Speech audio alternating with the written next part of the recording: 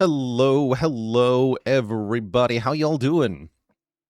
What's up, BE, Platypus, Lilac Wine, Storm, Aurelios, Almasaur, Bark Madly, Borophyll, Pasilla, and everybody else. What is up, my friends? We're starting out with a cutie redemption today. Sven Elov joining the almighty list of channel cuties. Welcome. Let me get you added right away here.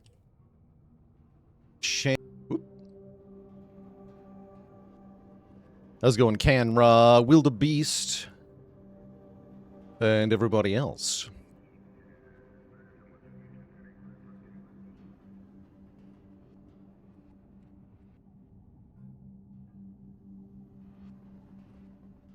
How's it going, Freezing Yoshi? Part of the reason we're talking about this today, actually, is that the consequences of the correlated randomness in Spire 2 are so significant that they will impact people who are unaware of it. Like, it's a different kind of RNG correlation, and it has all sorts of really fascinating and significant impacts.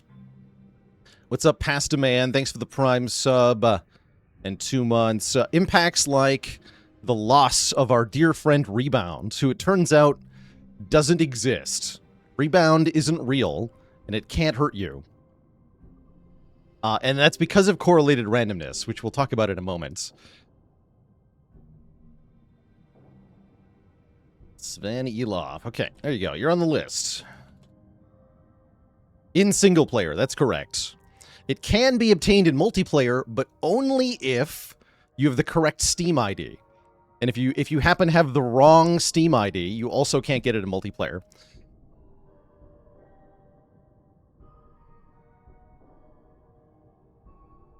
Because your Steam ID gets used for certain RNG things in multiplayer, essentially. So yeah, if you have an unlucky Steam ID, you just can't get Rebound either. And it might mean that every Steam ID has like a different card that it can't get in multiplayer. So like the people who can get Rebound maybe can't get something else. It's a bit crazy. So if your head is already spinning, don't worry. I'll try to make sense of it here. So the source of this information comes from Andy Talkman, who wrote this blog post that is currently on screen here, called Correlated Randomness in Spire 2. This came out on the 13th. I just read it this morning, and the impacts are pretty dang significant. So, Andy begins by saying, here are 3 true statements about the game Slay the Spire 2 in single player. 1. If you take Now's Bones in the Underdocs, the random curse is 54% likely to be dead. If you've been taking Now's Bones and you feel like you're getting a lot of debt curses, you're not crazy. It's actually real. This is all true for just the beta branch version of the game, which that's the only way you can get Now's Bones at the moment.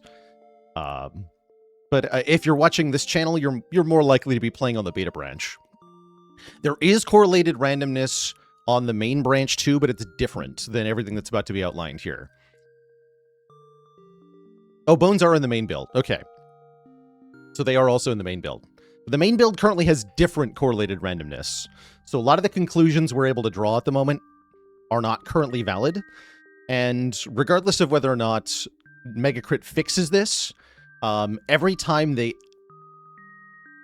change like the number of different Meow options or essentially make any other change that changes the total number of options for some of these things, it's going to rewrite all of the correlated randomness. Do we think correlated randomness was discovered here because we knew about Spire 1? No, actually. It was discovered by accident, and I'll talk about that in a second. Other true statements. It is impossible to get Rebound from Trash Heap, and your first fight is 76% likely to drop a potion in the Underdocs, but only 4% likely to drop a potion in Overgrowth. This is the one that got me like, please no, why is this happening? But yeah, essentially what's happening here is that the randomness in Spire 2 is a little wonky.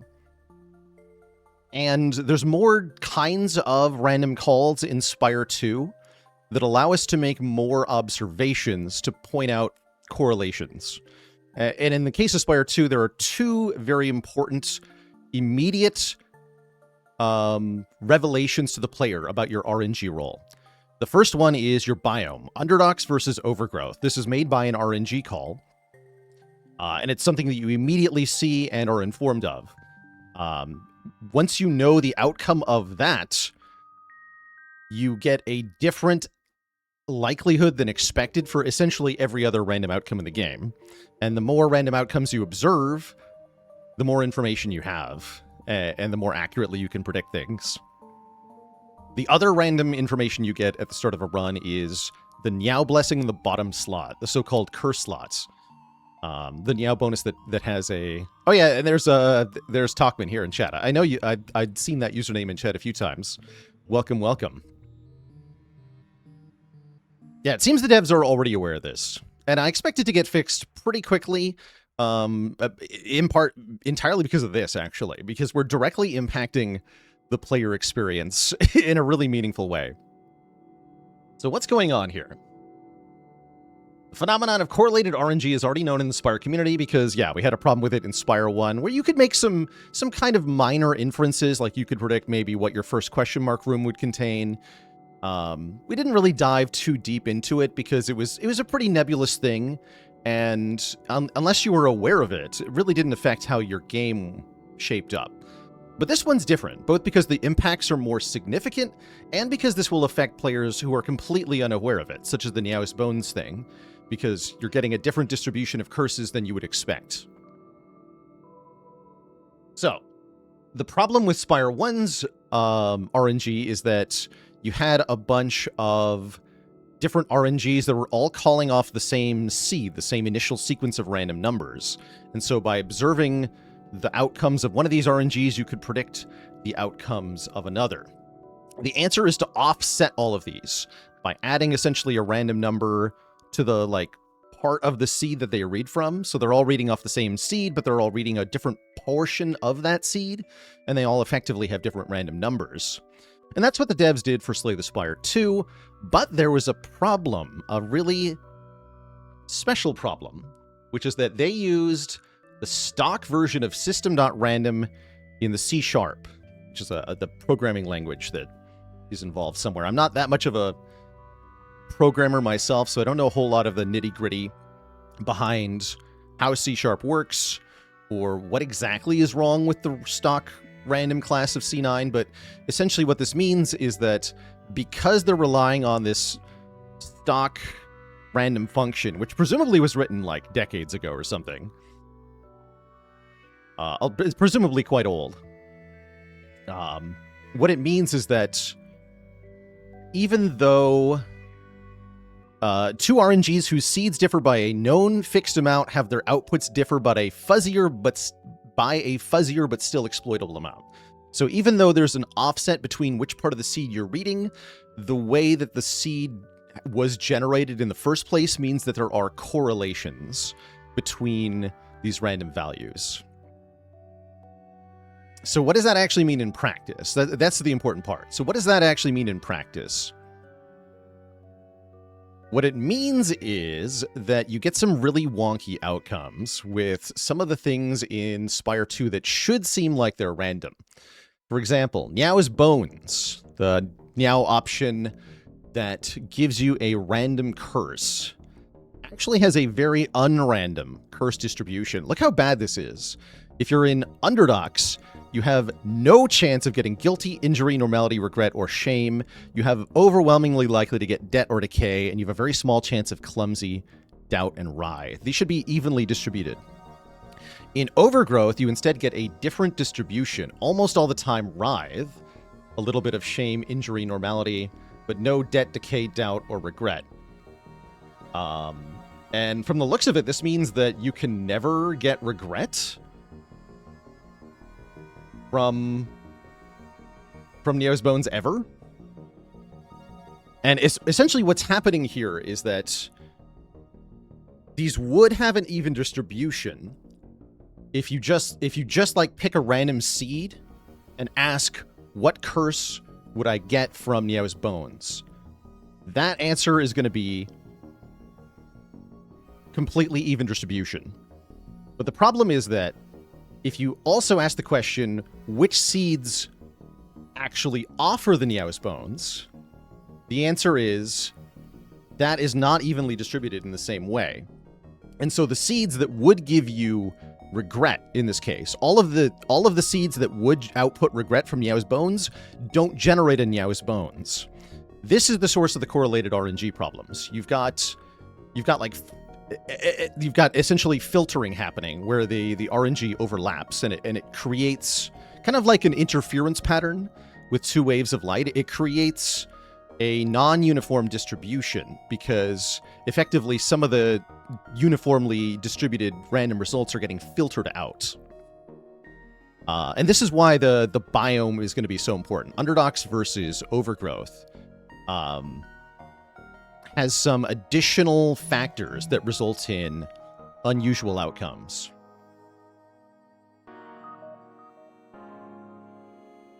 So they say to understand this, we need to correlate three sources of randomness. The curse relic available from Niao comes from a call to Niao's event-specific RNG. The Niao options always have exactly one relic from the curse pool, of which there are 8 choices. The random curse from Niao's Bones calls from a call to run state RNG, which is seeded with a different seed. If you get a new RNG call in between the Niao's Bones being offered and the Niao's Bones giving you a curse, which will happen if you get new leaf or kaleidoscope from it, then this will break the correlation.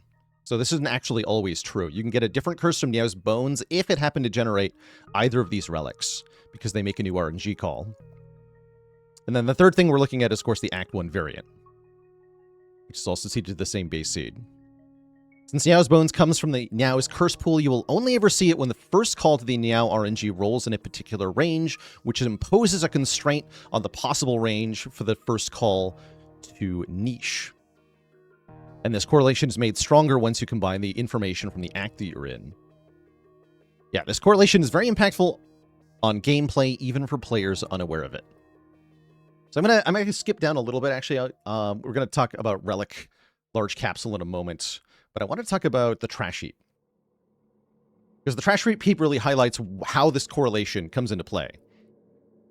So like all the other things that we're going to talk about, the trash heap card distribution you get offered would be different between Underdox and Overgrowth.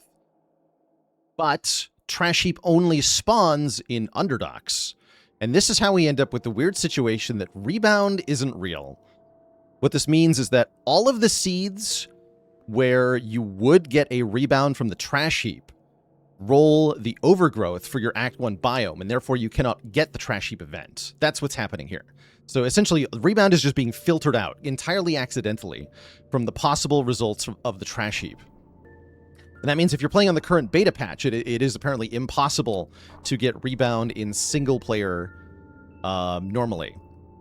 If you're playing in multiplayer, then it works a little differently. But there is still, you'll get a different distribution. So you are able to get rebound by playing in multiplayer if you're looking for that. But yeah, it's actually impossible in single player on the version 107 patch. In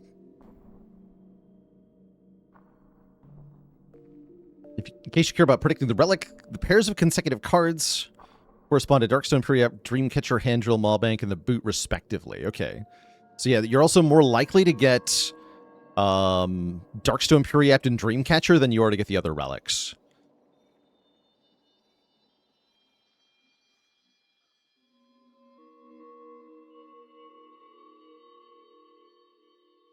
Tenderbomb, thanks for the Prime sub in 21 months. And Wector says, Cloudflare uses a wall of lava lamps to generate randomness for their cryptographic security. Camera continuously photographs more than 100 lava lamps, capturing their changing motion and pattern, which is then converted into random data. Because the movements are highly unpredictable, the resulting randomness is very difficult to reproduce or predict. That's amazing. Yeah, that's amazing. Okay, let's go back up to the relics here. Large Capsule. has some interesting things. The first relic from Large Capsule is never common. More specifically, in Overgrowth, it's about 70% to be uncommon and 30% to be rare. In Underdogs, it's more likely to be less likely to be uncommon and more likely to be rare. But Large Capsule actually itself is rare in Underdogs because everything is correlated with everything. So in addition to the other distributions we were talking about, the distribution of Niao bonuses themselves is not even based on the Act 1 that you get. So just the distribution of the Curse Pool option in Niao. If you're in Underdogs, you're more likely to see Precarious Shears and Silken Tress. And if you're in Overgrowth, you're more likely to see Hefty Tablet and Large Capsule. Now, I believe if you take these two graphs and sum the probabilities for each thing, they should add up to the same number. That is, there's the same total distribution of Cursed Pearl seeds and Hefty Tablet seeds and Large Capsule seeds and Leafy Poultice seeds. But what is not happening is that they're not evenly distributed into Underdogs and Overgrowth and all the other stuff. And so that creates these patterns that we're seeing. And creates these filtering options, like Large Capsule never creating a common relic. What this means to me is that all of the seeds where Large Capsule would generate a common relic for the first relic don't offer the Large Capsule in the first place. So I guess we'll click on some more Large Capsules. Small Capsule is not a Curse Pool relic, so it doesn't have an intrinsic bias in that same way, but you can look at what the third option is to figure out the distribution. I've got a rather complicated looking graph here, but this means that essentially by looking at which Niao bonus you're offered in the fourth slot and which biome you're in, you can figure out what kind of rarity relic you'll get from your small capsule. To demonstrate a concise heuristic, small capsule will usually give a common relic in Underdogs and usually give an uncommon or rare relic in Overgrowth. Oh yeah, how did we talk about... I want to go where he talked about how he found this. One sec, that was with... Transfigure. Oh yeah, it's right here. Transfigure? Okay. Oh yeah, it's in the appendix. How? So how did this even get discovered? Might be wondering how I realized that Spire 2 has correlated RNG, given that the code appears explicitly written to prevent it. In fact, with some very reasonable assumptions about how the random class is implemented in C#, the randomness would be totally fine. I wish I could say that I read the code and thought of this possible flaw from first principles, and that'd be really cool. Alas, I'm not that clever. It was actually a complete accident. During JMAC's recent overnight royalties spectrum shift stall for 2 million gold, I was inspired to write a seed search program to find a seed where you can transform into the Scythe plus Call of the Void, so that you can transfigure the Scythe and then get a Giga Scythe in the first combat. Got the seed search working and started adding conditions one by one. It successfully found many seeds where Niao offered a Leafy Poultice, and the transforms were Scythe and Call of the Void in some order. However, I also wanted the act to be Overgrowth because it had more stallable easy pools and because of the Overgrowth exclusive Transform 2 event, which would allow obtaining 2 more Scythes on floor 3. But as soon as I added the Overgrowth conditions, suddenly there were no seeds. I was baffled and thought my code had a bug, but it was generating tons of Underdog seeds perfectly fine. So, and then we've got a fancy graph to indicate some distribution. This one's a little bit over my head, but the core idea is, the reason my Call of the Void Scythe seed was impossible is because neither card can be the first transform in an Overgrowth act with Leafy Poultice offered. Because Leafy Poultice doesn't give you an even distribution either, the Transform 2 option. By the way, we can also predict where the box is in this event. This is fun. The Leafy Poultice... Where was that? It was back up here, right? You can also predict Lightning Orbs. I'm not going to talk about all these.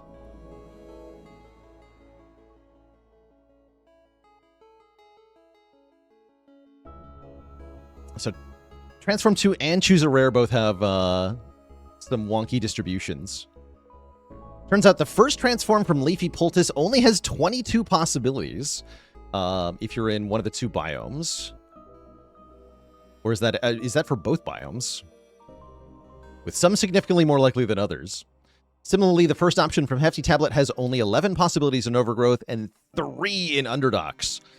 Apparently, that means a Hefty Tablet in Underdocs is 72% to give you Juggernaut as the first card on Clad, which is kind of insane.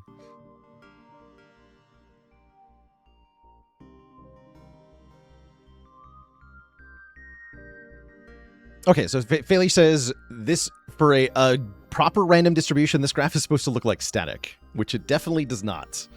Those are parallel lines. Those are bad. Those are bad. Don't want parallel lines in our static.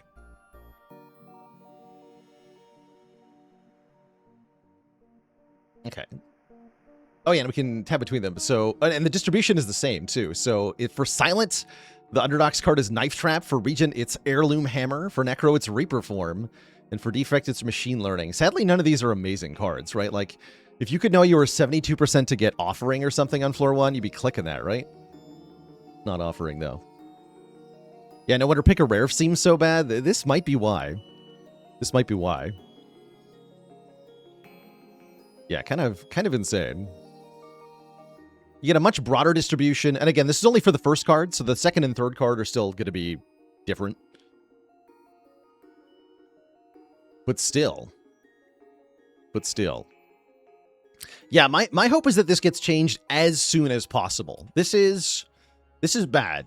If this kind of correlated RNG was in the shipped final product of the game, I would consider it kind of unplayable. In early access, fortunately, this is pretty easy to fix. That's the good news from all this. This is an easy fix. And the author themselves describes fixing it in like 3 lines of code. So this is not a difficult fix. And now that Mega Crit has been made aware of it, I think it's likely to get fixed pretty soon. The urgency of fixing this is pretty high because, you know, Rebound doesn't exist. I imagine they want Rebound to exist, so they have to fix their RNG. But yeah, I hope this will get fixed as soon as possible. I wouldn't be upset if it takes, you know, one additional weekly patch, but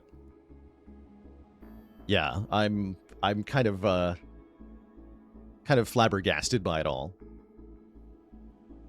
What else to say? One of the things that this makes me wonder, though, like how many other games that don't have like deep diving communities that are making seed search programs, how many other video games out there have really weird correlated randomness like this that nobody's ever found out about? This is the sort of thing that could have gone undiscovered for a lot longer. So I'm glad it was caught early. Is there a link to the text version of this? Yes. Yeah, let me get you the...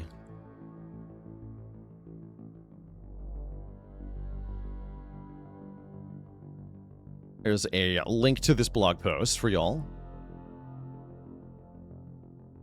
Oh yeah, and we have a command for it too. Thank you.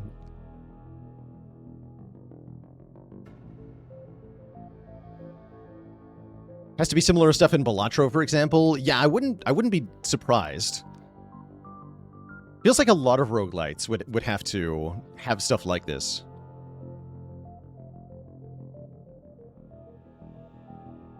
But yeah, ultimately, like, does this ruin my enjoyment of the current game? Not exactly, no, because this is part of the reason I don't take things too seriously here in the early access period, because I do know the game's unfinished and it has flaws.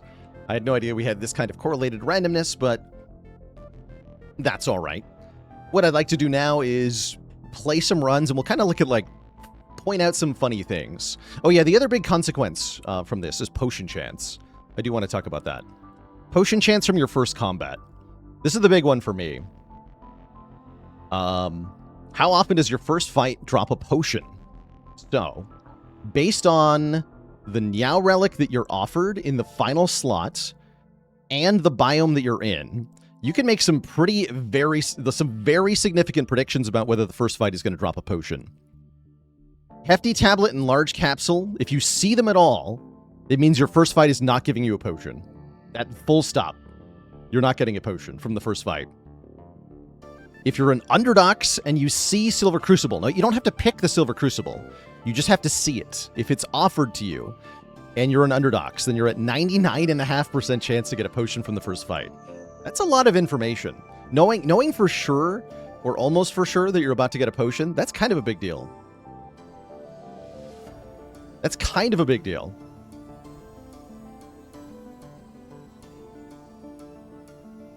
Precarious Shear is also very likely to give you a potion. One of the other funny things in here, if you're offered Precarious Shears, can't remember if it's Underdox or Overgrowth, but you're like 80-something% chance to get soup from Tez Katara if you see Tez. So Shears into soup is like super likely. You're wrecked. Get wrecked. What if you see Hefty Tablet and Crucible? You can't see them both. That's the thing. They both take the same slot from Niao.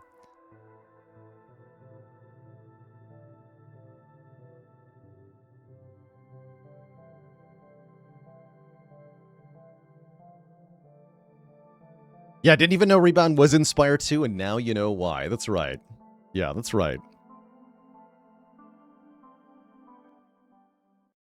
All right, I think we've gotten the main gist of it. Again, there's a lot more in this blog post about specific implementations about all this.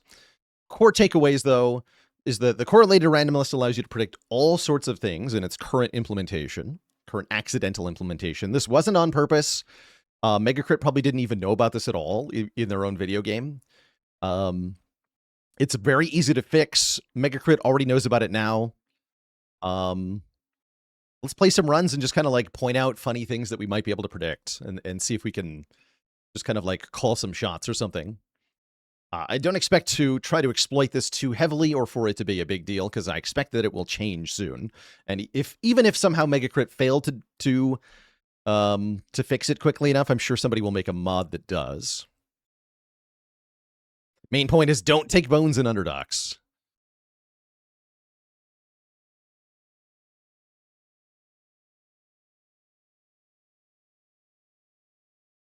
All right. Let's Slay the Spire 2 on screen, hey?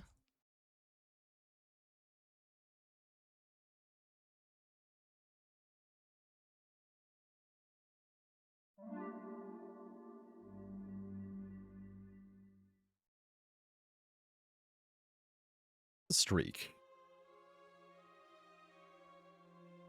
5. Wait, we're on 5? Cool. 5's a cool number. And Faley, thanks for gifting us up to Talkman. Talkman, thanks for finding this horrible problem with the game and letting everybody know so that we can fix it, because holy heck, I had no idea.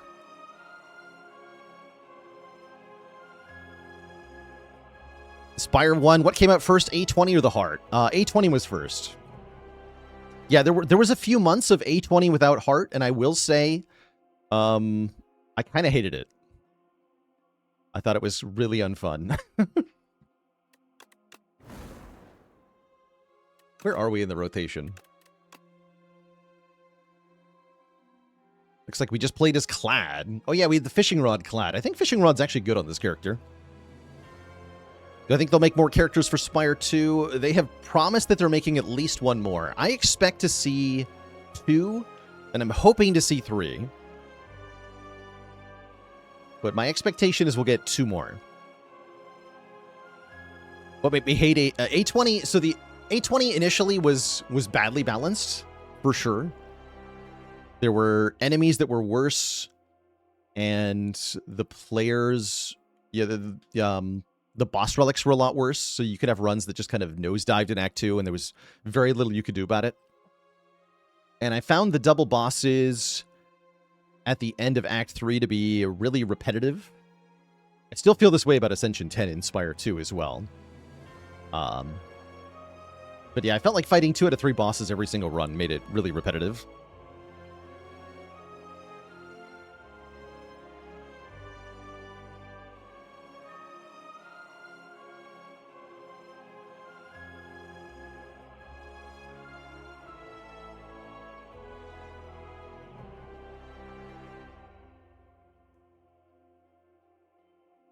Are we going to get 3 more bosses with alternate Act 3? Yes, I think we are.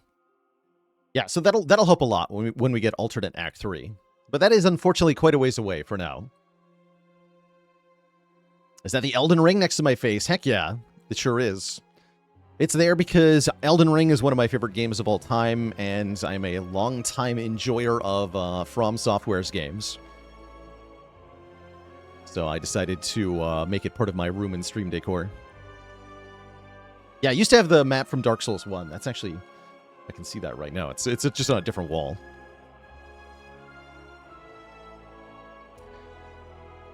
But why is the poster not a rectangle? Because the camera is not facing it completely dead on, therefore turning it from a rectangle into a perceived parallelogram, because the nearest corner is closer to the camera than the furthest corner. So it's a real rectangle that looks like a parallelogram because camera.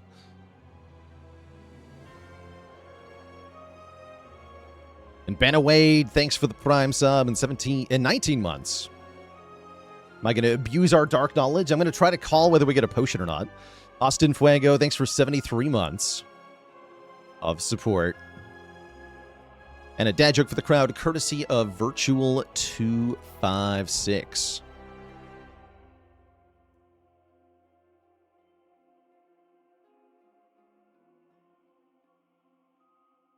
Actually, not a parallelogram. I'm using the wrong word. Trapezoid? The top and bottom aren't parallel. Did I play modded Elden Ring at all? Yes, I tried some randomizer stuff. It's kind of fun. Rhombus. I am Pentapus, thanks for 300 bits. Yeah, what do you call a... what do you call a very dangerous quadrilateral? Quadrilateral, excuse me. A parallelogram. I like that. Ever play the co-op in this game? I've done a few co-op runs with some content creators.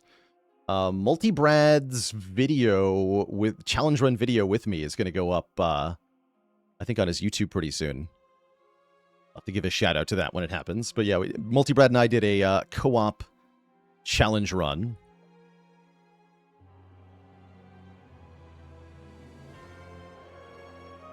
And I played with a couple of other people. We did a run with Grubby. That was fun, too. The first week of release.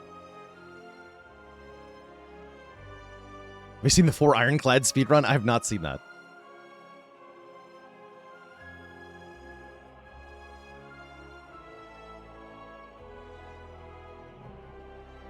Mighty Pyro, thanks for the Prime sub and 12 months of support.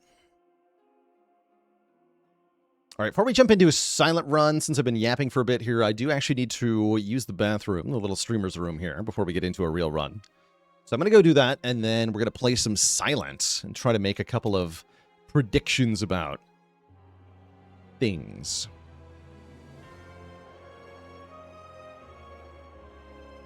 I picked Grubby for Spire 2, but he didn't pick me for AoE 2. He actually, I got invited to like a Warcraft boot camp.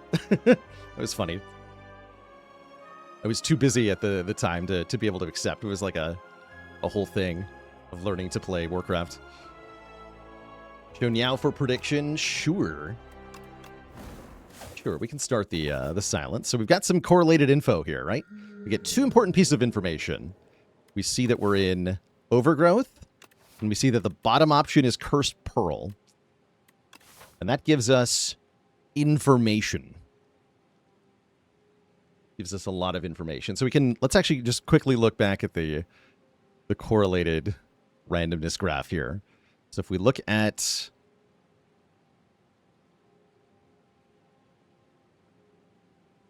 Cursed Pearl in Undergrowth, Underdocs rather, or no, we're in Overgrowth, right? Guaranteed no potion. Yeah, this is apparently guaranteed no potion. Yeah, because this is Overgrowth. Yeah, Cursed Pearl Overgrowth. Guaranteed no potion first combat. That's what that tells us. That's a lot of information, right? That's useful. All right, for real, though, I am going to take a quick break here. I'll be back in a bit. BRB.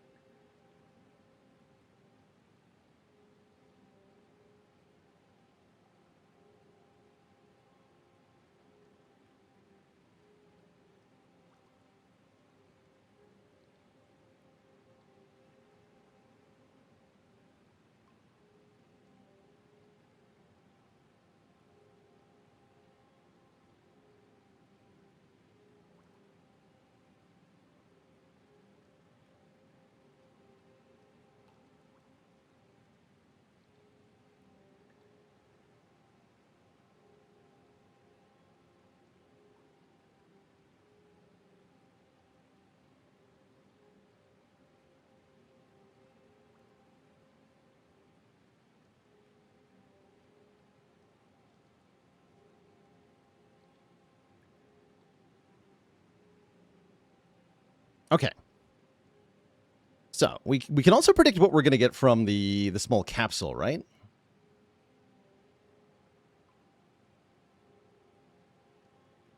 Since we're offered Curse Pearl in Overgrowth. Yeah, it can only be uncommon or rare. This can never be a common relic. That's what that tells us from the small capsule. And that makes me want to take small capsule, knowing that this has to not be common. That's kind of cool. Also, apparently no soup. We already know we're not getting soup, says chat. That's deadly knowledge. Also, we have an awesome path here. We can go like rest site into rest site or elite, into elite, into rest site, into elite, into shop, into elite. That's really nice. No soup for you.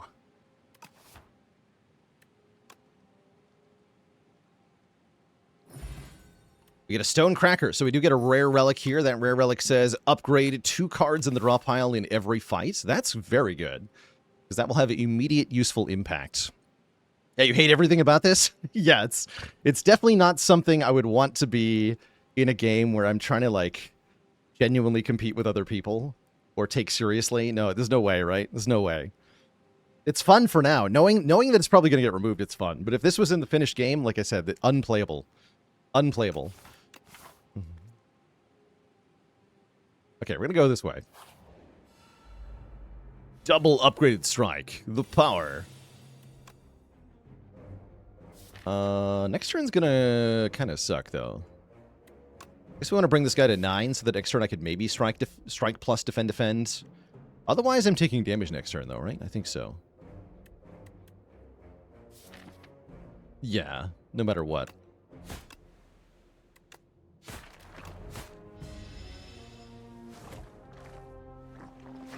We strike plus defend. Oh well.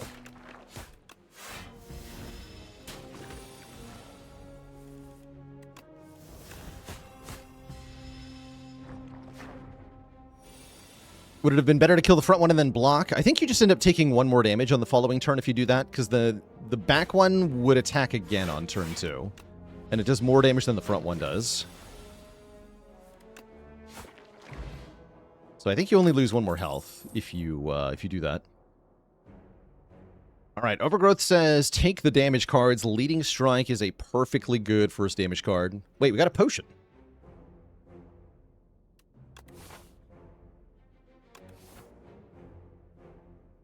Is that because I picked the small capsule? I'm confused. But yeah, our prediction was wrong. Correlated randomness is hard.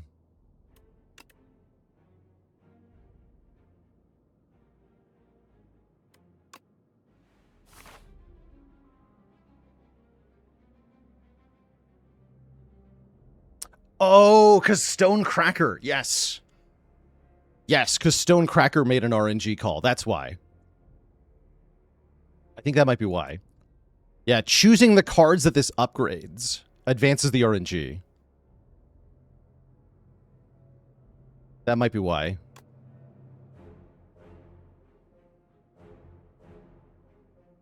But yeah, you can... The correlated randomness is only correlated in predictable ways as long as you don't keep calling RNG for unrelated reasons. Let this be a lesson to us. No, this just means that you need more information if you want to cheat properly. Or it might have been that picking the small capsule might have also changed it. Or that might be what changed it. That could be the other thing. It's got to be one of those two.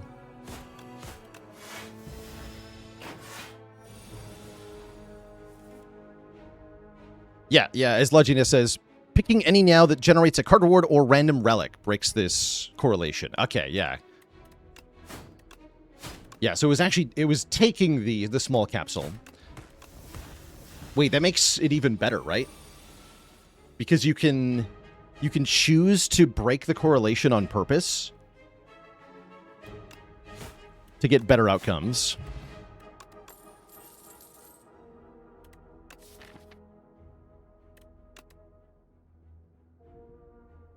I could choose to increase my potion chance. Yeah, that's kind of cracked. Yeah, so taking it both guaranteed gave us a non-common relic and increased our potion chance, sort of. Hantwalk, thanks for the Prime sub and the 43 months. Note what it didn't do, though, is increase the total number of average potions we get across the first 3 combats. At least I don't think so. Maybe very slightly. I'm going to take a Pounce. Take a Pounce over an Escape Plan. Need some more damage here.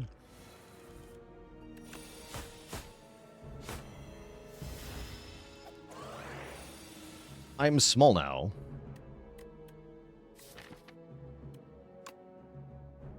Also taking some damage.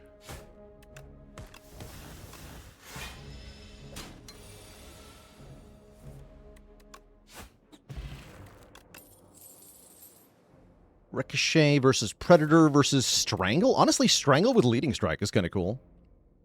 Sure. Take Strangle.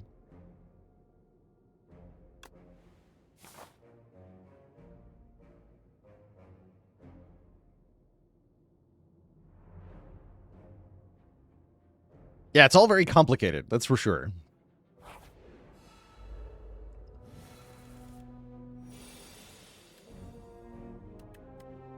Strangle Defend is more damage than Leading Strike Defend. Strangle Leading Strike Defend is really good, but then I take 5. I don't really want to take 5.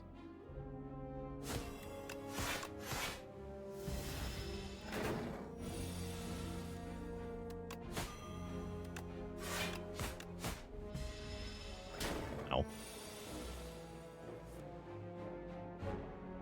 Ow.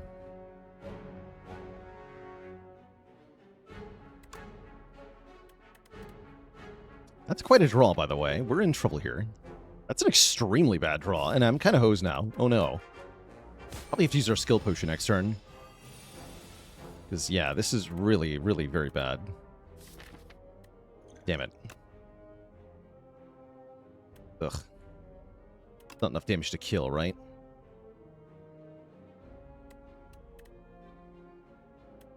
$23... No, this would have to be plus. Don't play that first.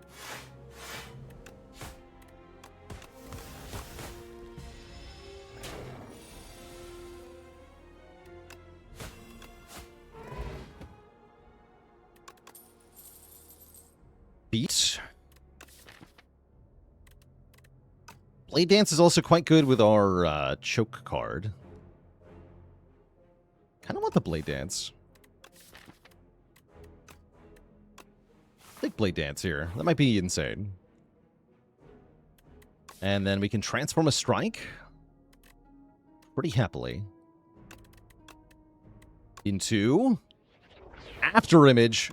Oh, massively rewarded for taking Blade Dance. Great. Right, I have no potion. I guess that means I'm not going to fight the first elite here. Yeah, I'm not going to fight that elite. It's too much.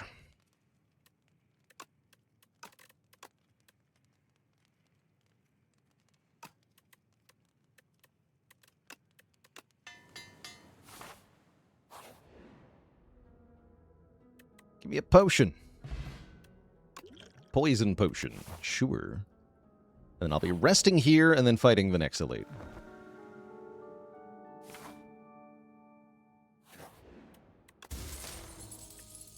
The first hand we draw each combat is upgraded in addition to 2 random cards in the draw pile. I wonder how this works. Okay, we get the 2 random first, then we upgrade the draw hands. Okay, interesting. And that actually worked out such that none of the cards in the draw pile are upgraded now. Yeah, it works the bad way. That's alright.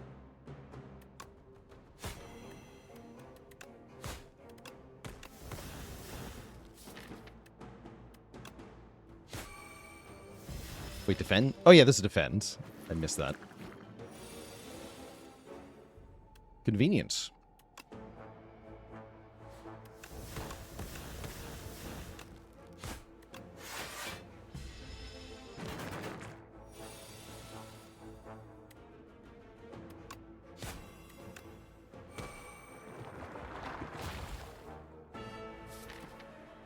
This isn't ideal. Could Bit of poison potion there, but I think I'm going to wait on that. 16 plus 4. Okay, kill this one. Start whittling this one down, I guess.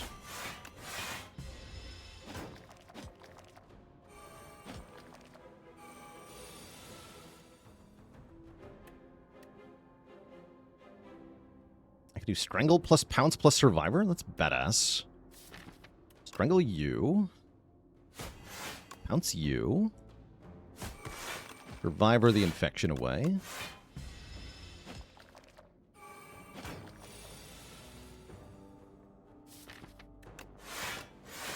I'm full blocking this. I actually strike you.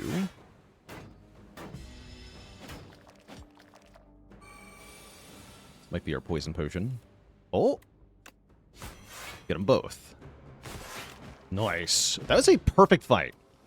Now we have a Candelabra giving us energy on turn 2. Another Pounce is here. Guaranteed upgraded backstab is kind of cool. I'll take a guaranteed upgraded backstab.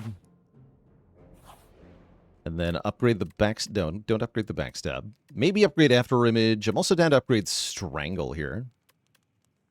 Let's upgrade Strangle.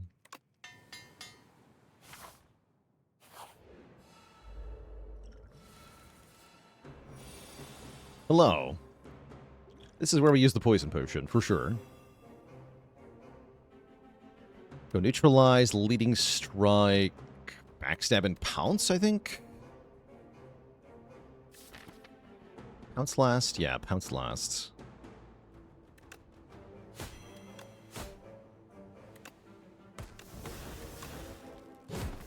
Really good turn 1.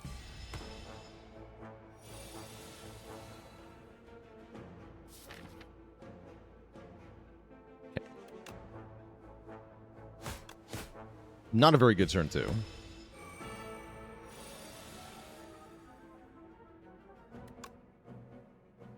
This is fine, I think. Looks like we just win. Very good. Another perfect elite fight. Now we get an Akabeko, making our first attack do 8 more damage. Phantom Blades is here to give retain to our shivs, which is very nice with Strangle especially. Awesome Phantom Blades run. We hit the shop with over 200 gold. We can afford to remove a strike here. Or we can add Innate Retain onto the Strangle. It's kind of funny. I guess I would want to Royal Stamp an unupgraded card so that the Bellows works on it.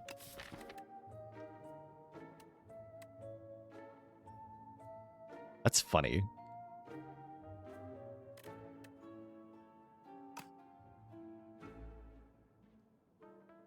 Hit the backstab.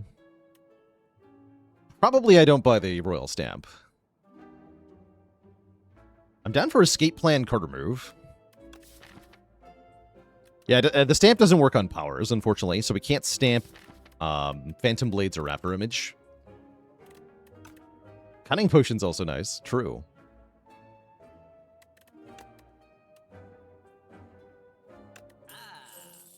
Does the correlated randomness explain why you can't get foul potions and fake merchant in the same run? I don't think it does, but it's certainly possible. Certainly possible. Yeah, I'm going to take Escape Plan here. Yes, not guaranteed to be Tez. That I do know. Yeah, I don't think we can predict the Ancient we're going to fight. It'd be cool if we could. For some definitions of cool.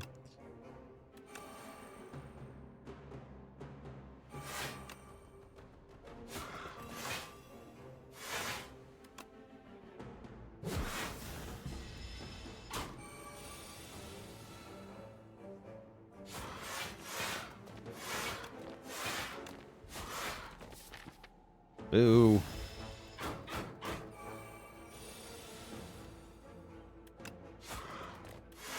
$16 damage. Okay. Another very easy elite fight. We get a Ting Sha. I guess I could have gone for 4 elites, maybe. Another whoa. What are these rewards, man? Holy heck. All 3 cards, please. But yeah, After Image for sure. For sure, after image. And then I guess I upgrade Phantom Blades. Not sure about this, though. All thanks to the power of Correlated RNG. Or something.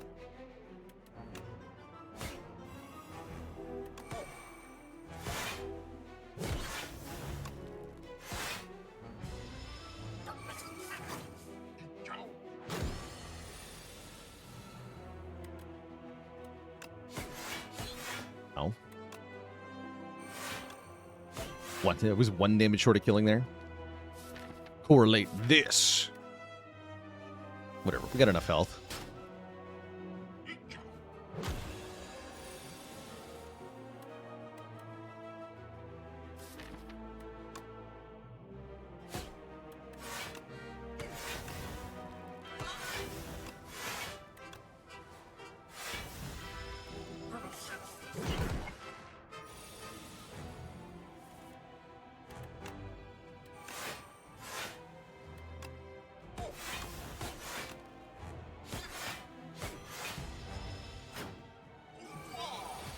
Aqua.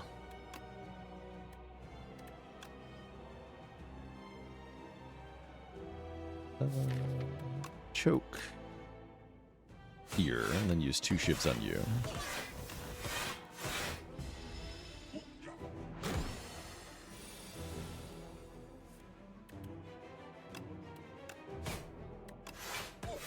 Keep throwing them out at a rate of 1 a turn.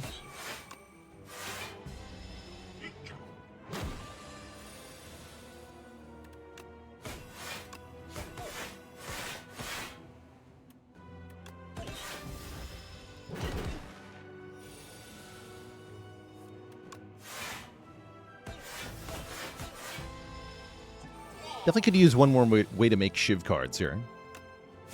That would help a lot.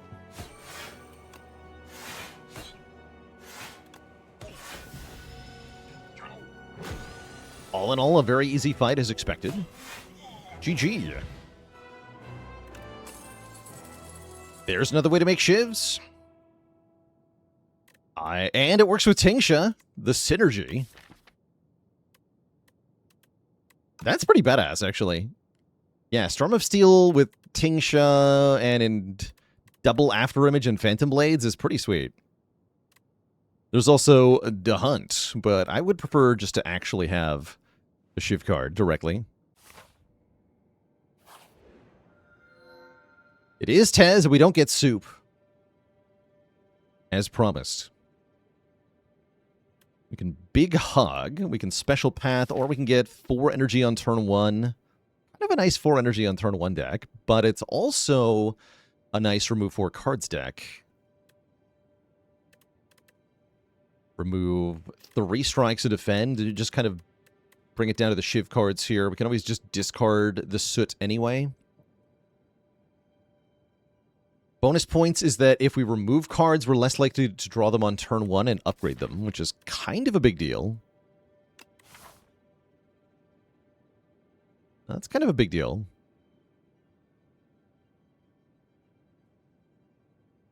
And then I can go to an early shop and remove another card, too. The path we're offered overall is pretty appealing, so I don't feel like I need... Although I would get more upgrades from the special path. I'm going to go with 4 removes here.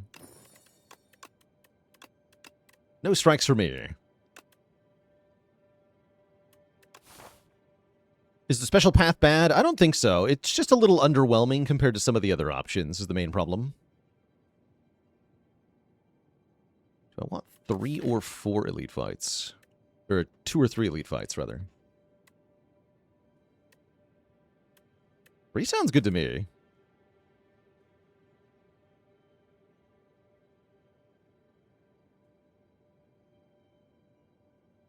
He sounds really good to me. Let's fight.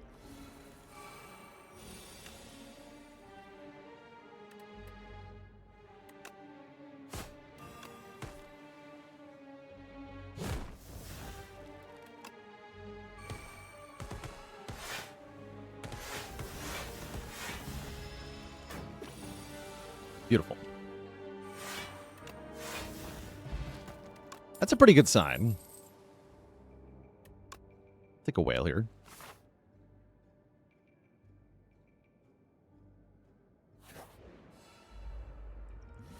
That'd be kind of cool, Tom, if you could somehow get more elites out of the special path. Would definitely be better.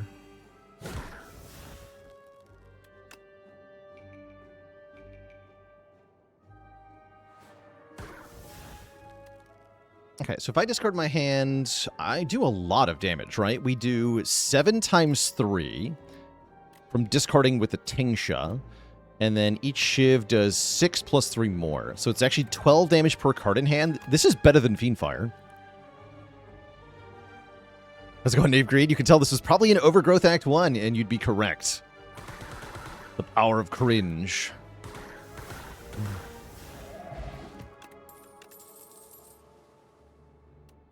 These are both okay, but we're already doing so well, I think we just skip. And these potions are better than this potion, I think.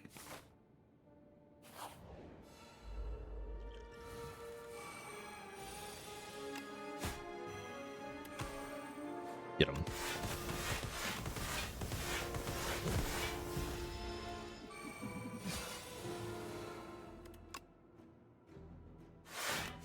Aww.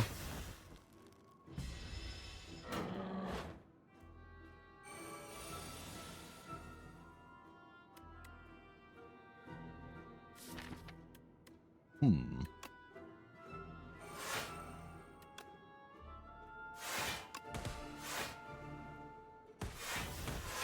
Five? This potion's worth so much more than 5, though, right? Yeah, it's fine.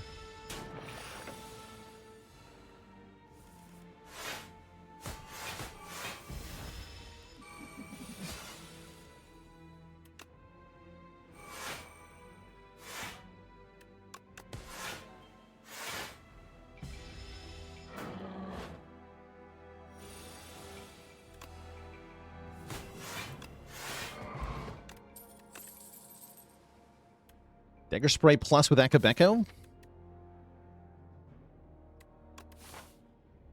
Sure. Might be unnecessary, but sure.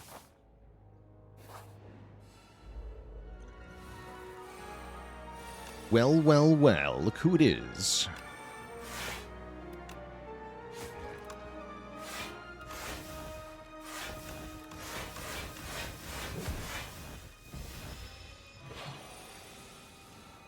The I Hard Counter Shivdex man.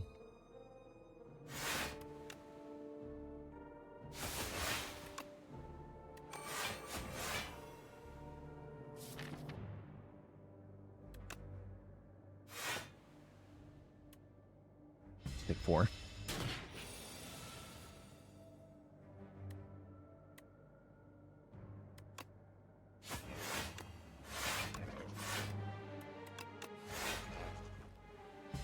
And 2. We have double after image down. Hopefully we're also winning quickly here. Maybe not. Maybe I am using this potion. Awkward.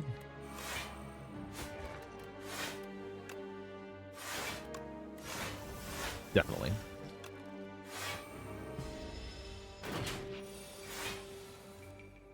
Annoying.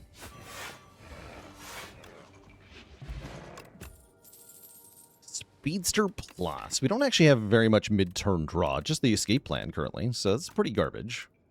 Skip. We got shop. Accuracy is here. Another Blade Dance is here. Fisticuffs are here. Flex Potion is here. I like Flex Potion a lot. Card remove Flex Potion is kind of spicy. Shame about that kunai, though.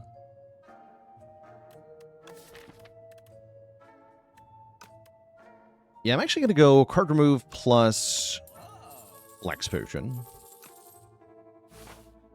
As we go into our first elite here. You would be a problem if it weren't for double after image turn 1.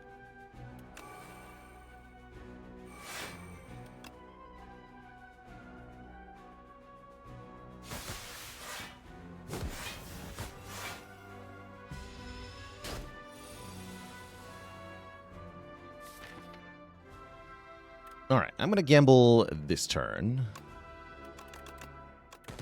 Get blapped.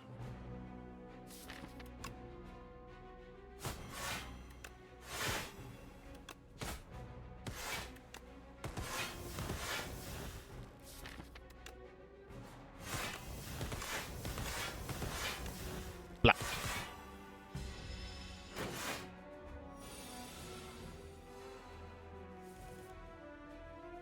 Oh.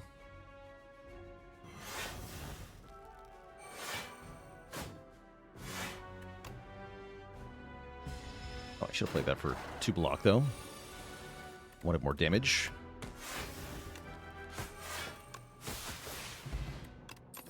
Get a bag of marbles, making our turn 1 even more disgusting. We can take another Phantom Blades or another Piercing Wail. I'll take another Phantom Blades. Double Phantom Blades, double After Image. Seems pretty good. The Doll Relic is here. We had some correlated randomness about this, too. I definitely want Daughter of the Wind.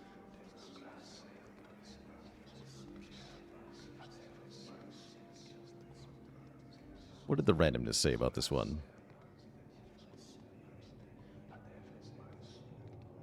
Doll Room. Doll Room appears in Act 2, but as with most events, it uses its own RNG, so we can correlate it with the first call to every other RNG.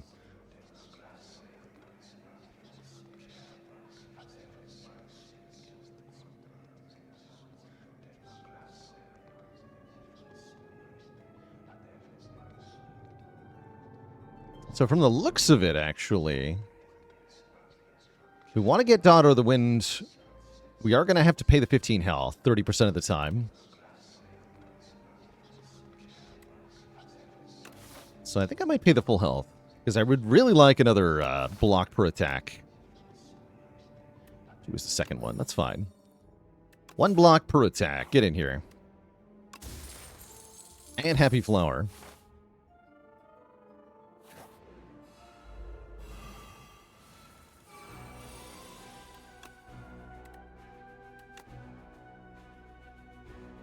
Yeah.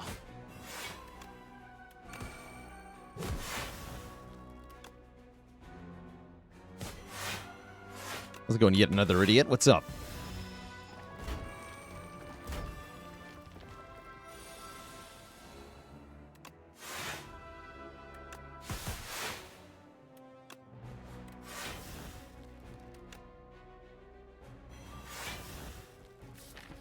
A Storm of Steel here. Get more damage from discarding them.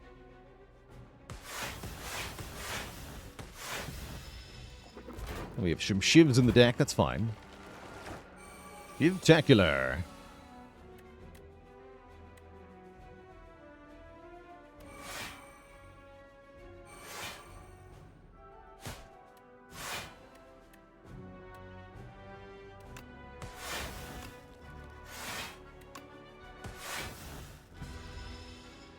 Ow.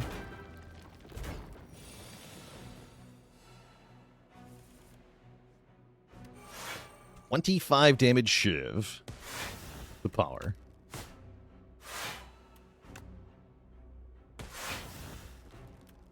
Let's just be okay with being weakened and have 2 of them at very low health here.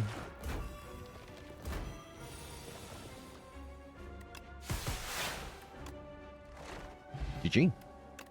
Parrying Shield. If we enter turn with at least 10 block, we do some damage. That's nice. I take a Scare. It's nice to have more weaken, but it's kind of underwhelming. I'll skip it. Take a nap.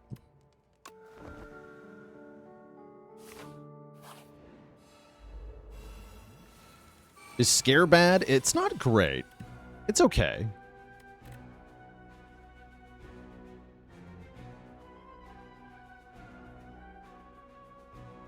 If I Flex Potion, does this guy die?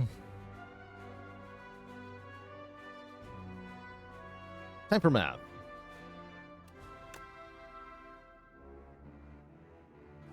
So we do 42 on the first hit.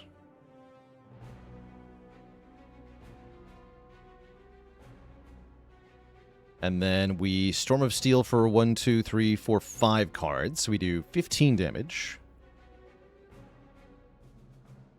from Tingsha, and then each individual shiv is going to be 6 plus 5 times 1.5, so 16. 16 times 5. We do 137 damage. That's not quite enough.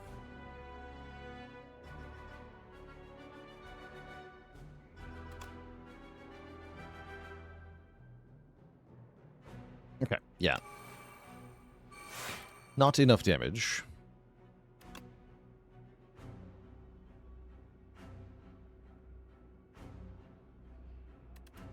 Do I even get to play? I have to play one Phantom Blades, right?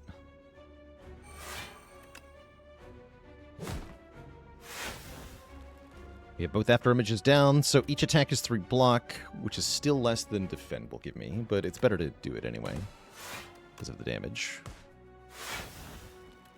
The damage.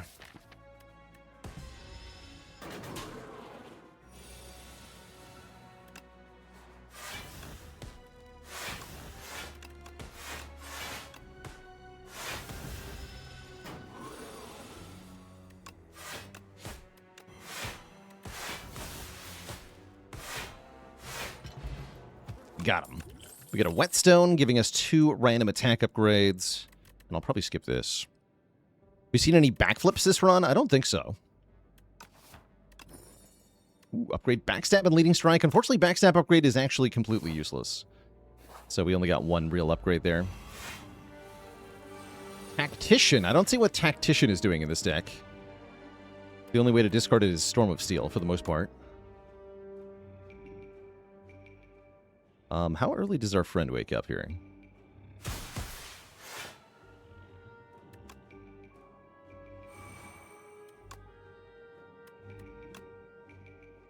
I guess the answer is they never wake up. Right? Wow. That's quite a fight. There's a backflip.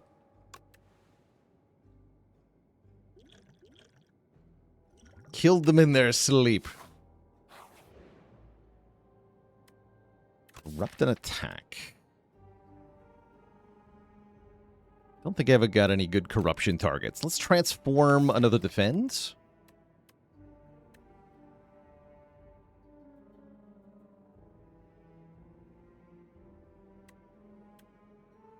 Corrupt backstab. Transform defend into outbreak. That's worse than defend was. Nope.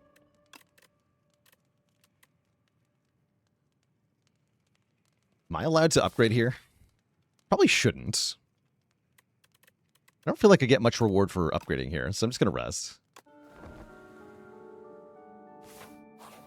Punish for not taking Envenom. I guess we could take Envenom now. Yeah, this is why I rested. Dagger Spraying is tempting, but we'll go double Phantom Blades here. Ow. Ow.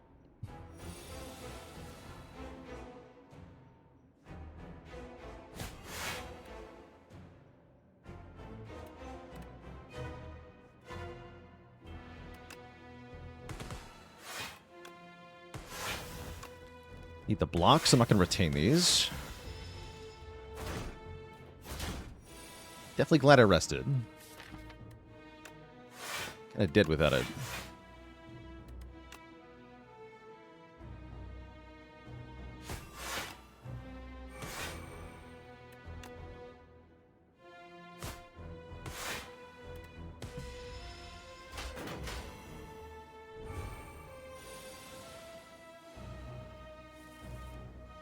Nice.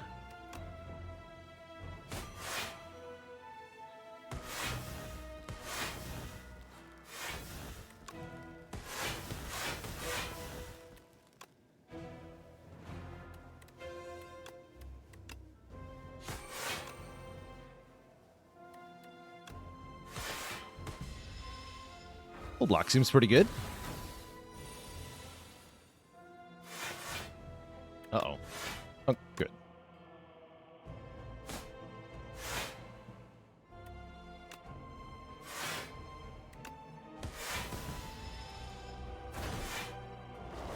Very good. Lith, thanks for the Prime sub and 44 months of support.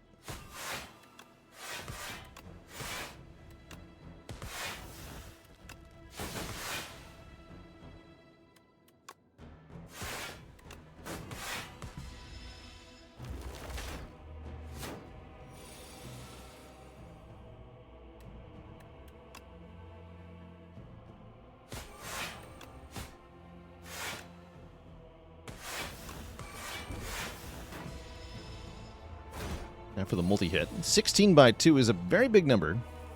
Uh-oh.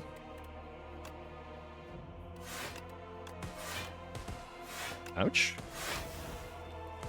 Not dead, though.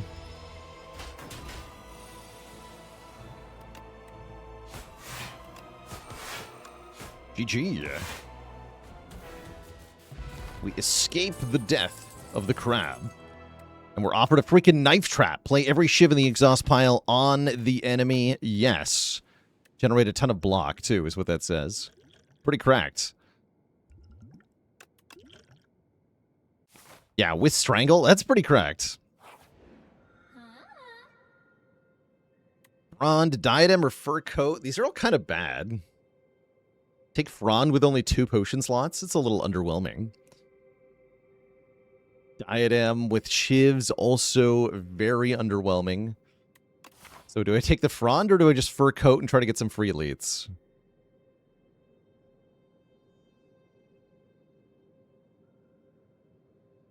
Probably take Frond. Let's try Frond with 2 potions. I haven't tried this yet. I bet it's better than I think.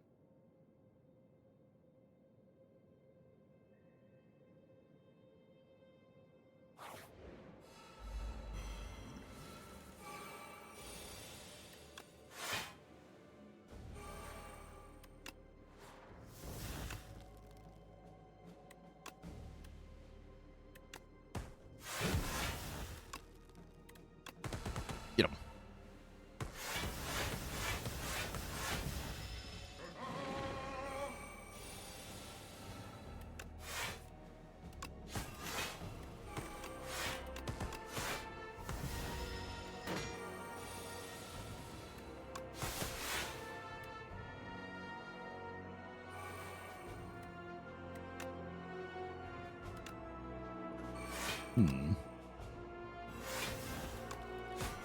I don't actually kill it?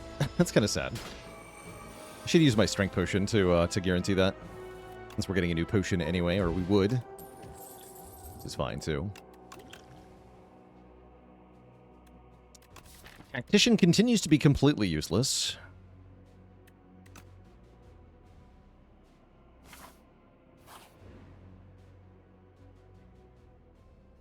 We could lose the regen potion to get a random relic. I will get a new potion, but it is 15 health. Or I can trade the Happy Flower for 2 relics. Thing is, Happy Flower's kind of nice.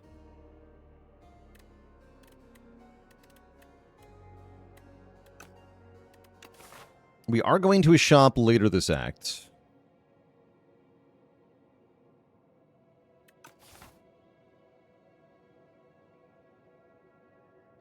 Guess we'll just lose the regen potion.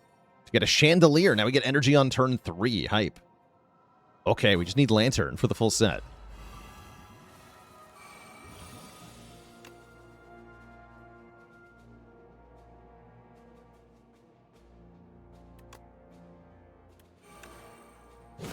Clean 34 damage.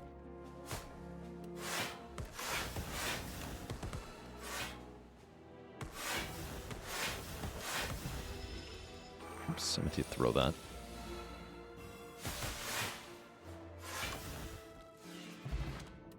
Lock potion's good. Discard 2 cards, add 2 shivs. That sounds great.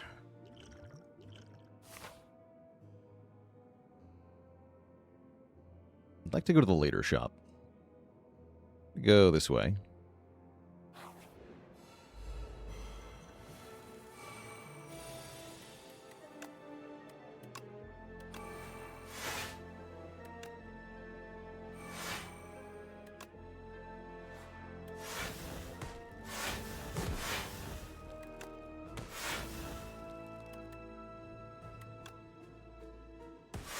want to get debuffed.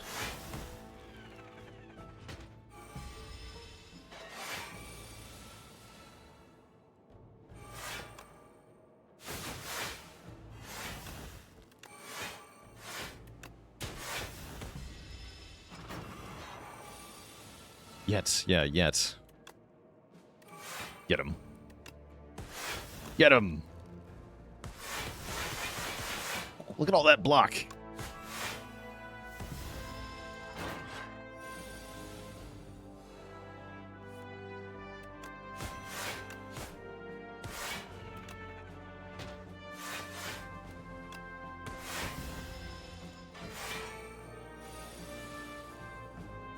Get him again!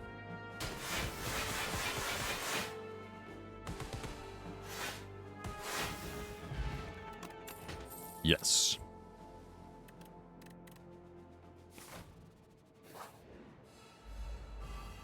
Deliberately keeping these potions, by the way.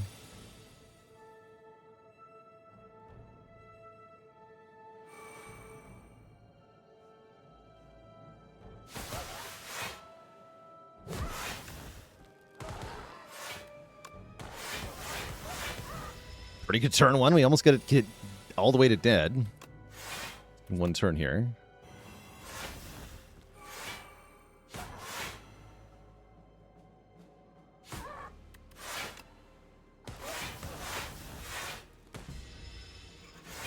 This turn's a bit spooky, though. Now that it has block and a bunch of friends. And I have basically Bupkis. Okay, it's time to use potions.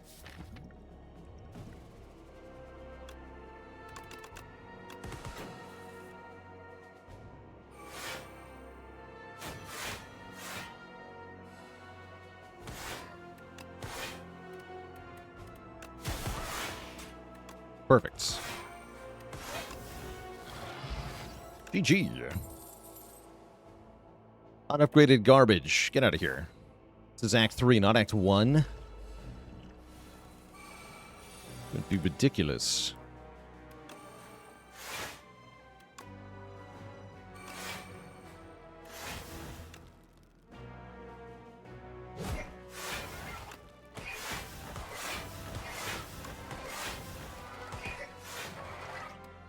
Okay, it's potion time. So I can't get enough block. We'll keep some shivs until they're more impactful.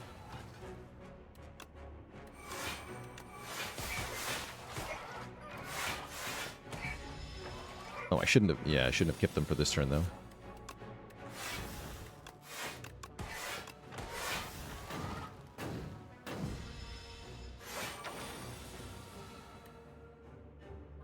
So we go Strangle. Doesn't actually apply the debuff, though. Oh, well. Shiv, Shiv, Shiv. Backflip. Hidden Daggers, these two. Shiv, Shiv. Pounce, and then Knife Trap plays 10 more Shivs. Oh, yes.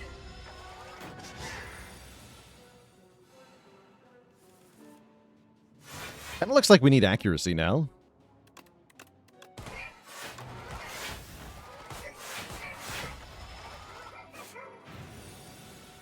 Or Shuriken. Mercury Hourglass is damage elite. Oh, there we go. Excellent. Taking the accuracy. Great. And a strike dummy to make my leading strike do more damage.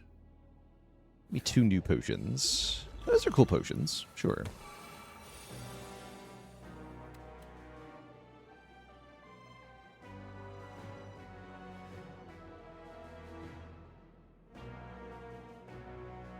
Does Flex Potion kill?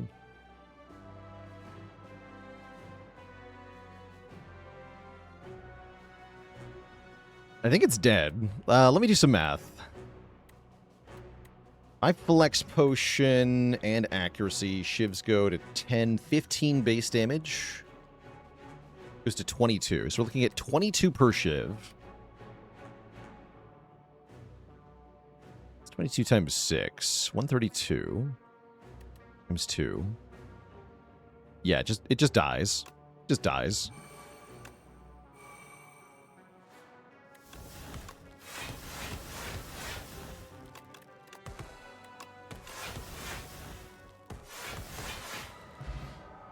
Glorious. Okay, now I can take a Deflect Plus and feel good about it.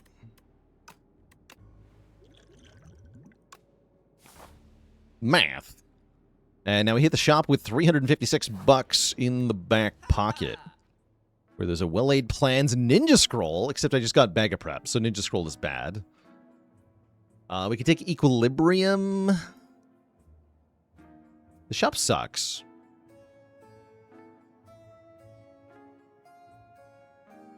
I guess I could buy Tungsten Rod. Yeah, Well-Laid Plans, Equilibrium together. I mean, it's kind of good, right? It's only kind of good.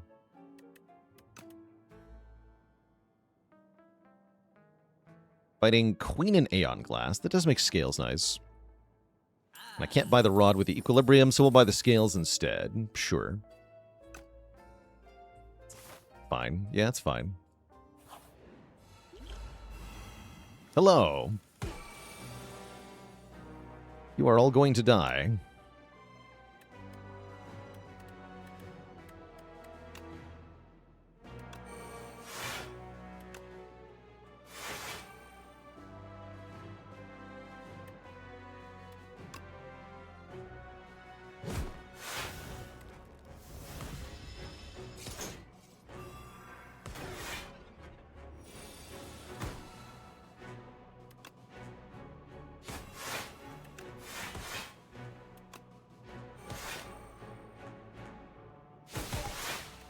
Yeah.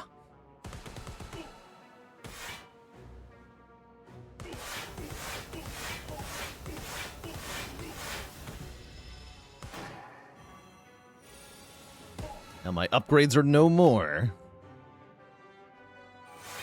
How sad.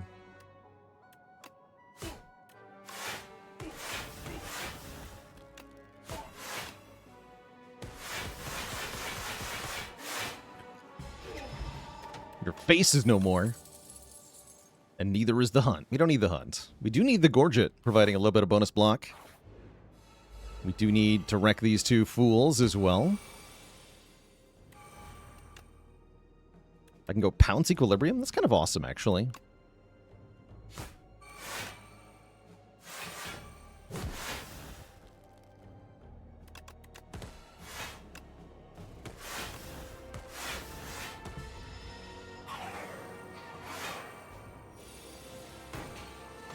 Dead.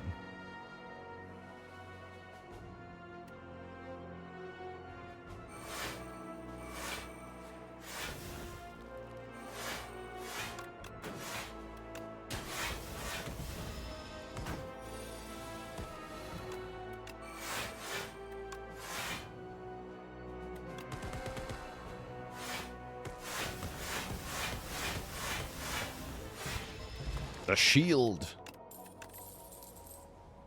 Third Phantom Blades or Prepared Plus? Prepared Plus is not actually that good.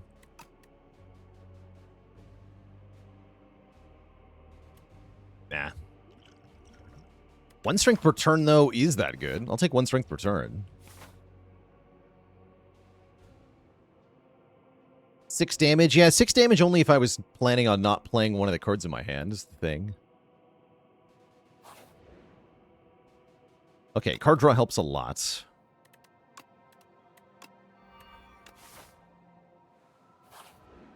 Maybe we should have put that on Well-Laid Plans, actually. Rest to exactly full HP and go to our first boss fight here. We want to save this for Aeon Glass? I don't think so. Not with Franz. This fight could be long, too.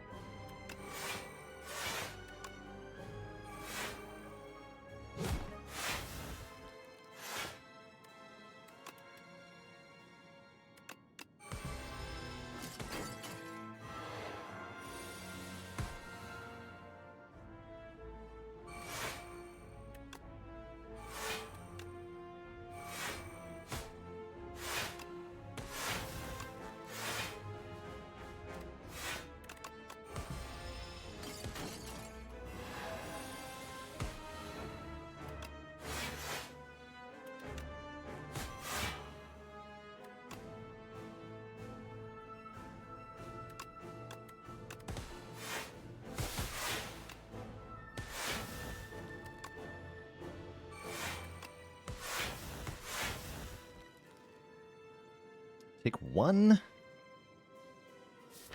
I don't want to take 1.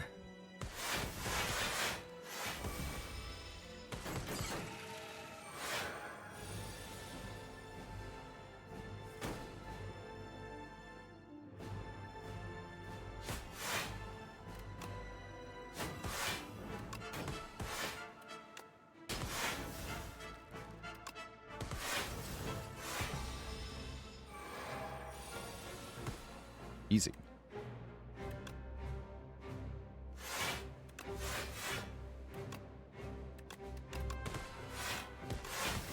Yeah.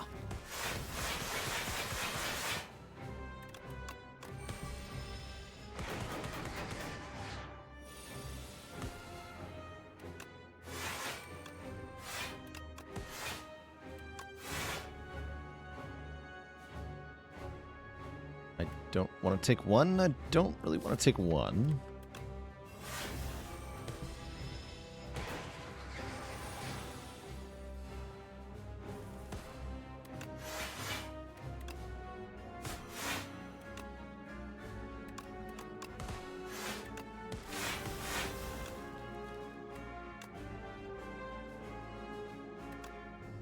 Bounce here. Keep Equilibrium Leading Strike.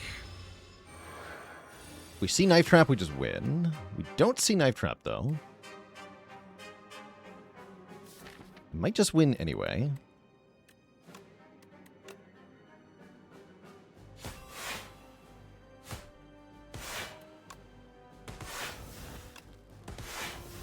$14 damage per Shiv. Plus 3. 17 damage times 4. That's enough to kill. GG. Gat the Body Walker, thanks for the Prime sub and 4 months of support. Does playing the Knife Trap count as playing more Shivs for the next time you play the Knife Trap? No. No, it just counts all the ones in the exhaust pile, plays them again, and then they go back to the exhaust pile. We get a Power Potion. Footwork Abrasive or Tools of the Trade. I think I'll take Tools here.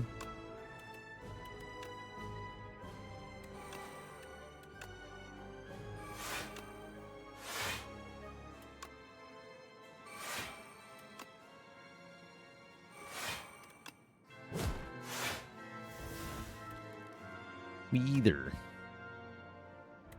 Skill Potion as well. Ooh, Shadow Step, huh?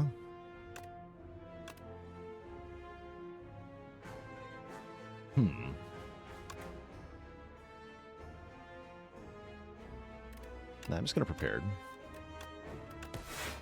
It's fine.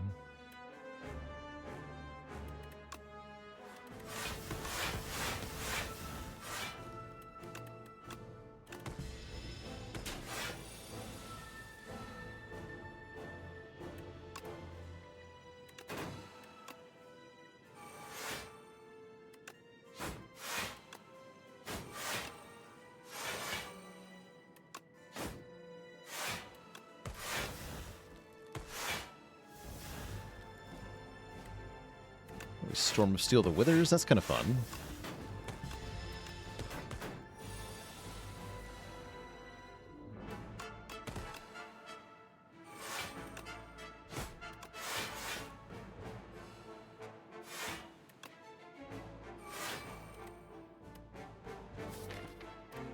Five shifts, huh? The start.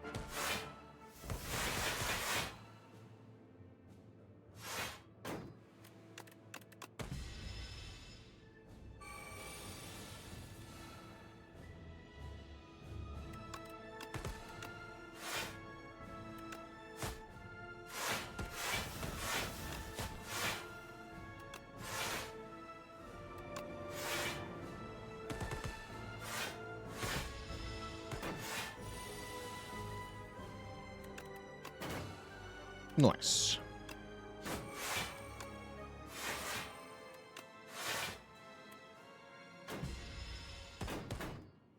Didn't actually mean to retain Soot there. That's fine, though.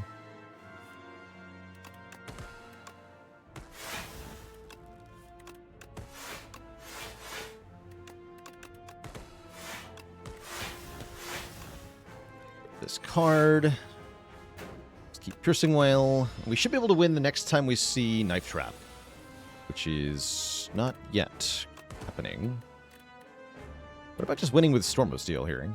Is that allowed? That might be allowed.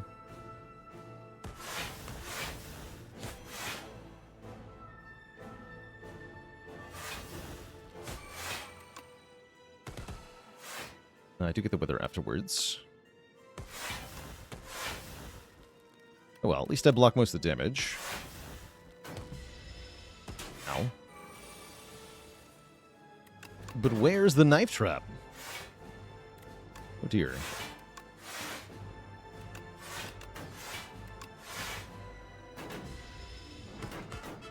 Nah, we're good.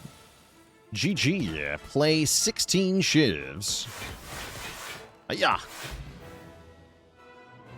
Got him. A clean victory to extend our win streak to 6. GG. G freaking G. Oh, yes. You do love to see it. Victory.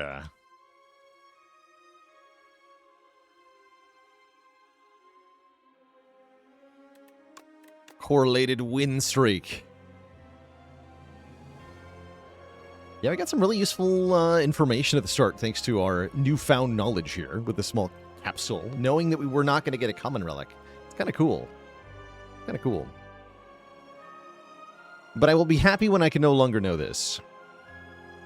For sure. Do I reset streaks if patches drop? I mean, informally, kind of. I haven't been bothering to, for the most part. But I do feel like the streaks should reset on a patch change. Before we jump into another run, Twitch chat, which will be with the coolest character in the Spire, the King of Space.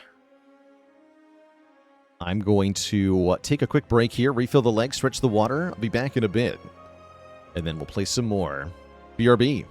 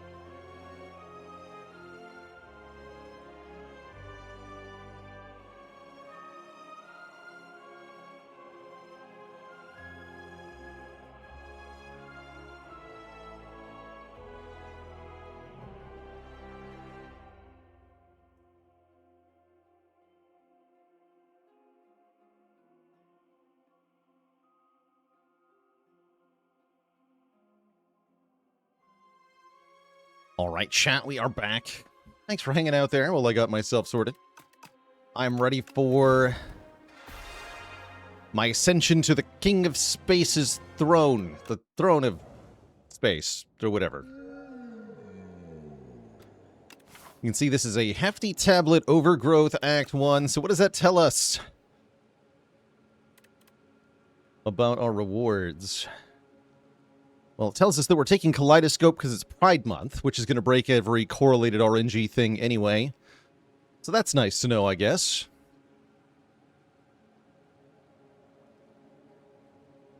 That's definitely nice to know. Is it true that the sun is a planet? I don't think that's true.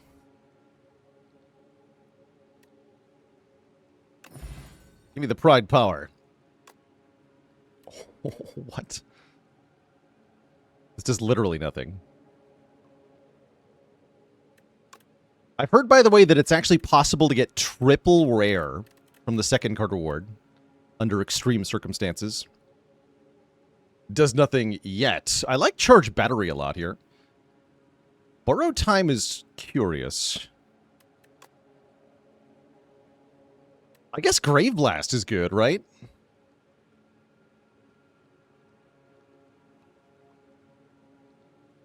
Yeah, charge battery Grave Blast.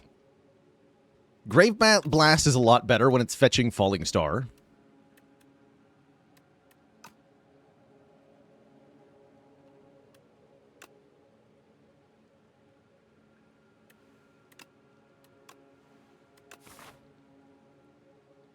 And we're in Overgrowth Act 1. We would like to fight numerous elites. I could do 3, potentially. 2 is more reasonable.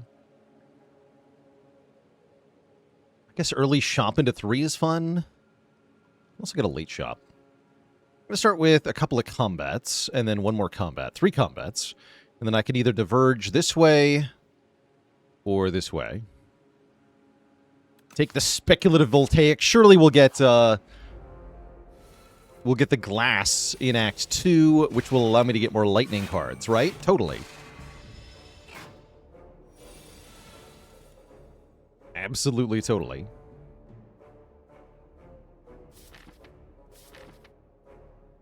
Ray Blast the charge battery to block for 7 here.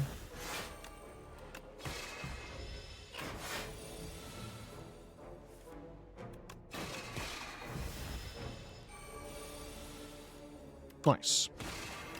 Gotta love a perfect first combat. Gotta love an Orbit on floor 1 as well. Wouldn't hate Quasar either, but Orbit just seems incredible here.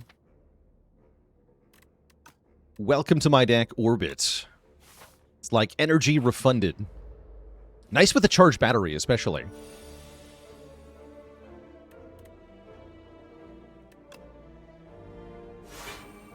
What am I doing here? Next turn's going to be kind of gnarly. Guess we just go Defend Strike.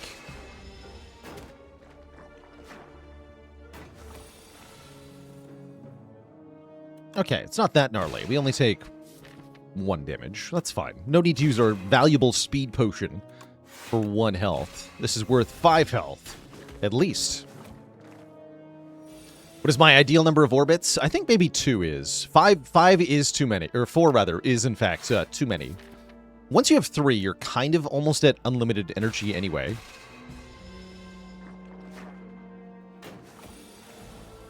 But yeah, I think 4 is too many.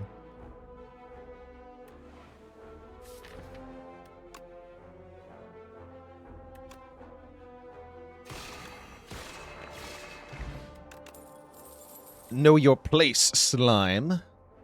Also down for Begone. Transform a card into Minion Strike. Deck thinning. Deck thinning could be good here. Let's take a Begone. Got 4 orbits and Calamity. That's an infinite. Kind of. It's basically an infinite.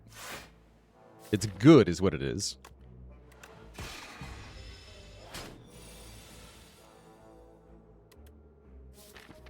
Begone Defend.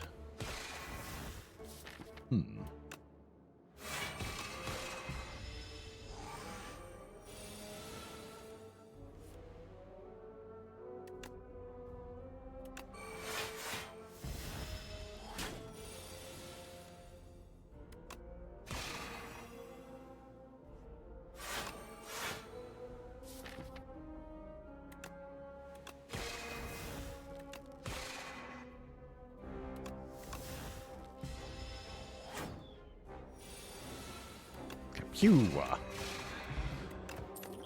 Okay, we're up to 2 potions. Wow, these are all very good, actually. Spectrum Shift is a card every turn, which is really strong, whereas Gamma Blast is immediate output. And Know Thy Place is also similar to Gamma Blast. I think I want Gamma Blast. Spectrum Shift is cool, especially alongside Orbit, but we need some cards that solve the short fights of Act 1 Overgrowth. So I'm going to take Gamma Blast. And we'll take this event. The Sword of Stone. That's a good reason to go 3 Elites Act 1 here. Let's do it. Or I could take 102 gold into that shop. That's also pretty good. That is pretty good. But I would love 3 strength, would I not? I would. I would love 3 strength. So let's take 3 strength.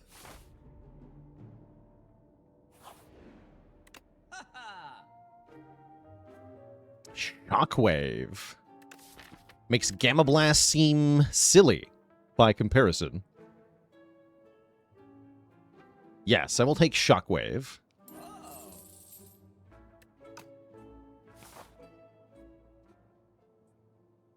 What's better between Spectrum Shift or Albert? Ooh. They both have really good synergies on their respective characters. Yeah, why not both? Okay, now we have a choice. 9 max health for 2 upgrades or heal 20.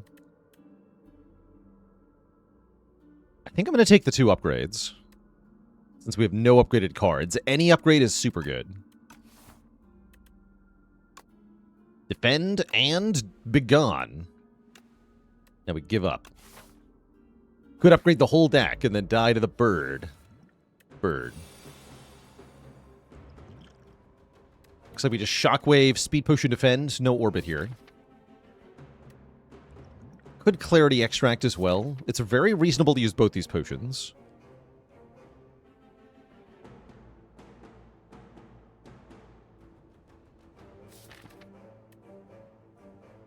Alright, I'll do it. Okay, that's fine.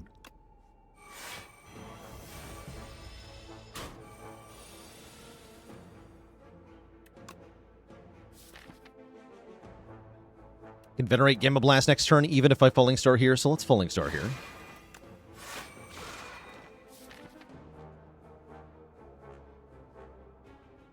Play a little more defensively. Might be wrong to not play Strike there.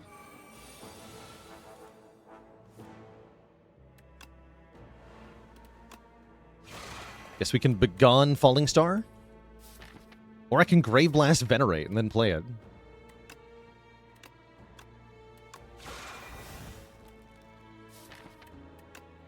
Seems fine, though.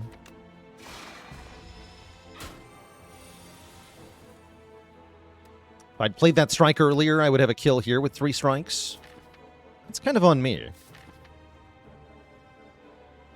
We still have debuffs for a while yet, so it's kind of okay to triple defend here. Only kind of, though.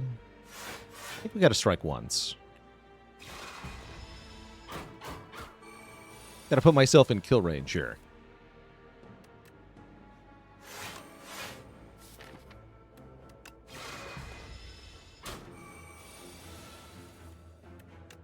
Good enough. Galactic Dust. And we're offered decisions. I might take a Photon Cut, actually. It's a perfectly decent attack.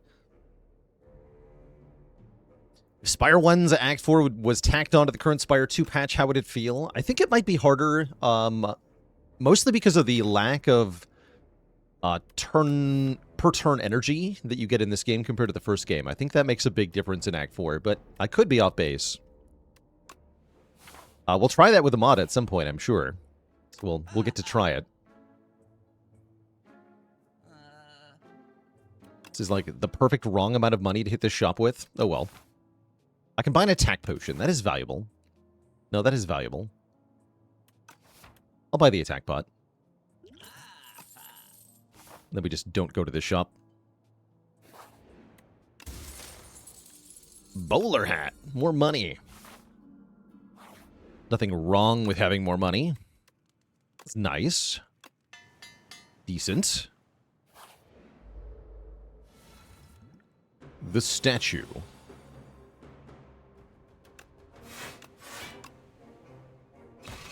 This is why we bought the attack potion. Because this guy is a huge jerk.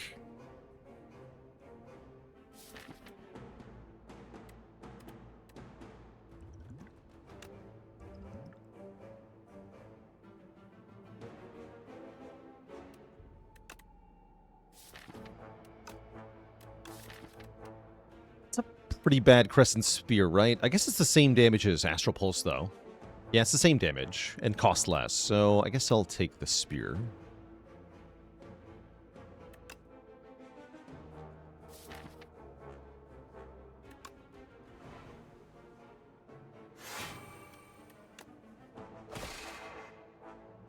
Nice. Okay, that was a pretty good turn. Thanks to the attack potion. This turn, as you can see, is somewhat different.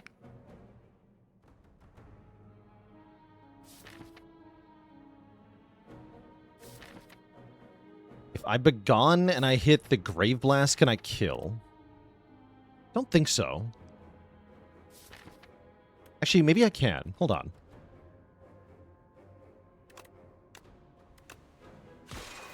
No, okay. I think it's just Shockwave Defend then.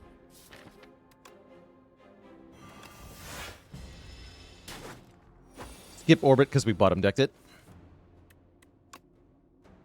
Oh no, this won't kill, will it? Oh, that's so bad. That is terrible. Yeah, it's not quite a kill. Even if I... Yeah.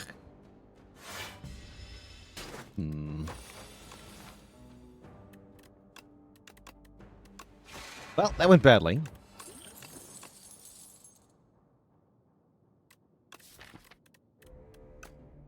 Gonna die now. Very immediately, apparently.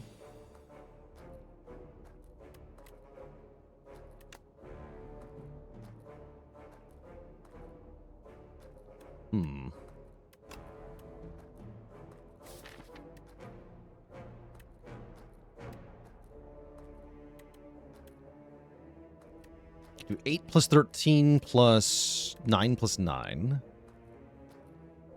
Not enough to kill, is it? 39. Yeah, I can't kill Flyconid here. Unless I draw into a better damage card. I'd have to draw into specifically Photon Cut. That's very unlikely. Means I guess I kill the Jackfruit first. Then we can defend. And Weak Potion. That's not too bad.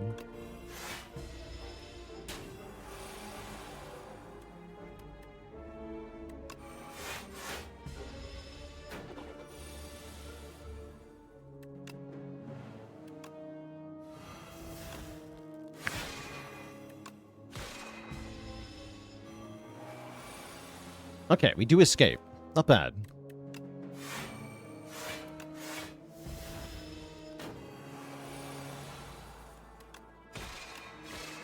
Pretty spooky. I like Celestial Might because of the Sword of Stone here. Just a good base damage attack, too. Supermassive, a little premature. Kind of works with Begone, but only kind of. Yeah, I'll take Celestial Might. And then, do I dare? We know this is the 4 Wigglers fight. Not actually very good at that fight. So it's hard to imagine I win with 10 or less damage taken. Guess that means we go this way. I can die to these guys instead.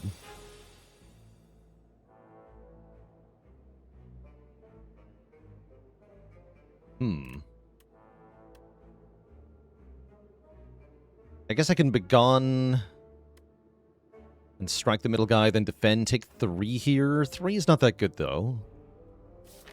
And they kill me next turn, sort of. Probably better to Shockwave and then Begone, take a little bit more, but then they're debuffed. Feels more appropriate. At least we have the Popper helping out.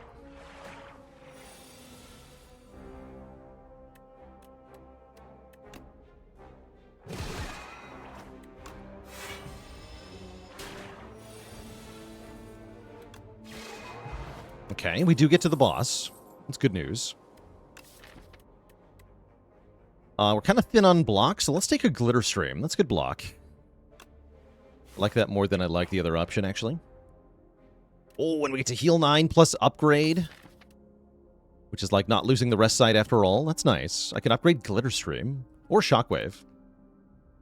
I think I'm going to go with Glitter Stream, though.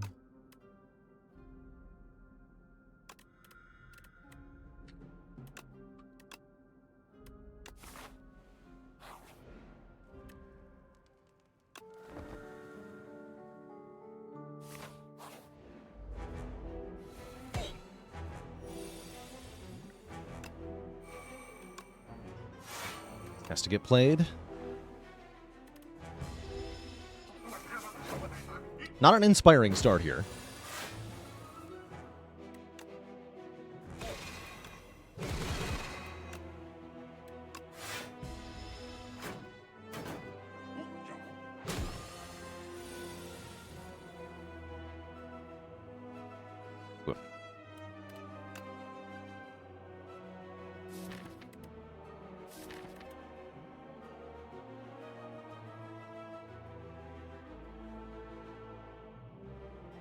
You kill the front guy here.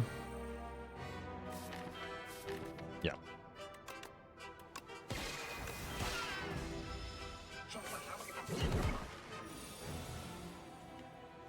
Okay, now we're kind of stable.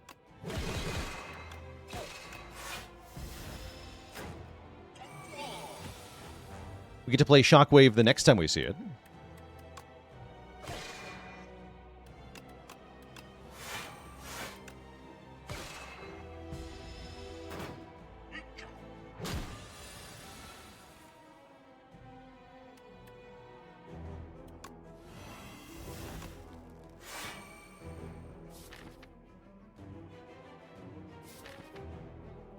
Gotta venerate.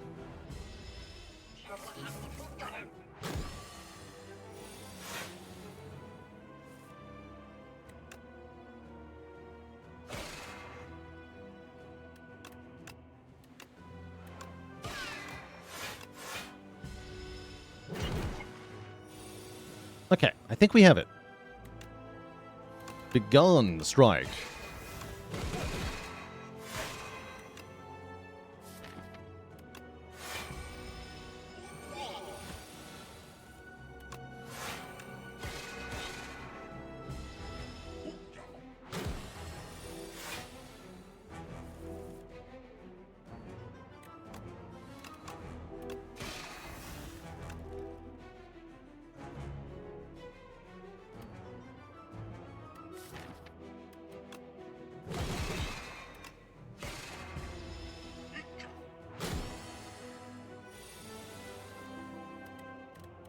Okay, not too bad.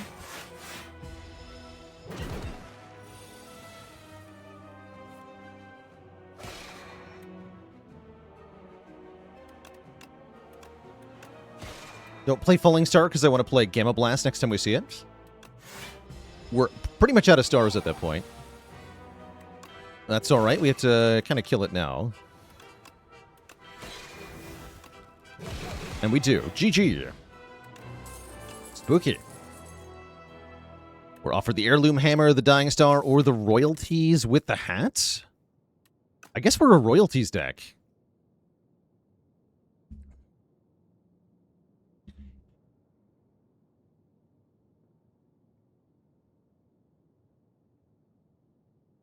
And that'll let us start clawing back value from our kind of underwhelming Act 1 as well. I like that.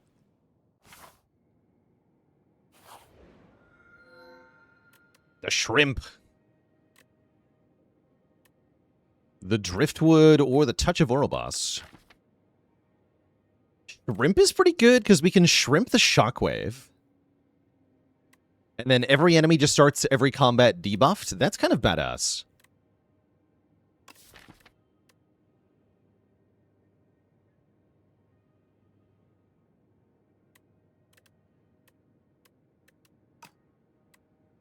Yeah, let's take Shrimp Shockwave. Imagine Lamp.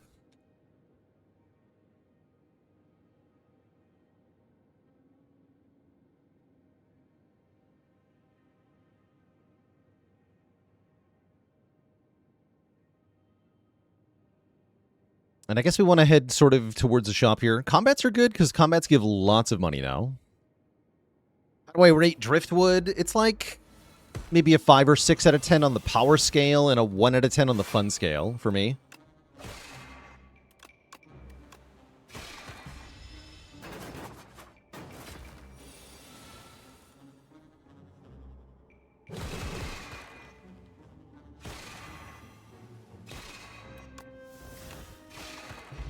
Dead. Oh yeah, I should look for a way to fight 3 elites a sec. Can I do that? I can, but only if I don't go to a shop. Kind of want to go to a shop. Also forgot to play royalties in that fight. Particle Wall, huh? I don't have good star gen yet. Probably still worth taking, though.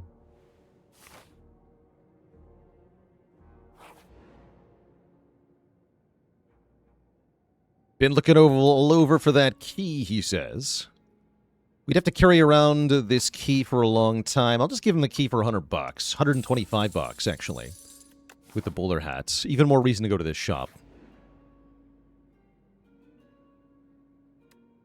Common cards or the cheese? I don't feel like I need common cards. Give me some cheese. Delicious cheese. Means we get 1 max health at the end of every combat. So even more rewards for taking combats.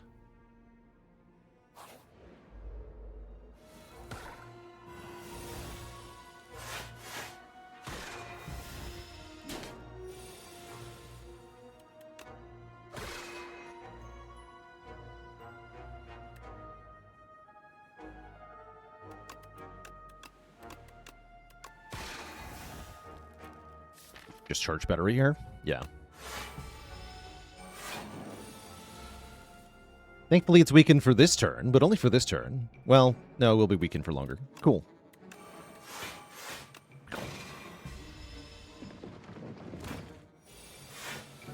Would really like to upgrade our Shockwave.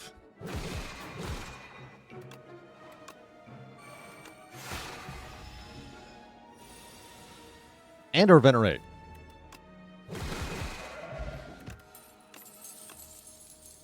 Reflect. Okay, now we definitely need more stars. Super hard. Hidden Cache is more stars. Tent is here. Tent is kind of incredible. We may choose any number of options at rest sites. You do love to see it. There's also a rest site next floor, so it's an immediate payoff, too. Yoink. Also yoink. And then either remove or orbit, or maybe a potion.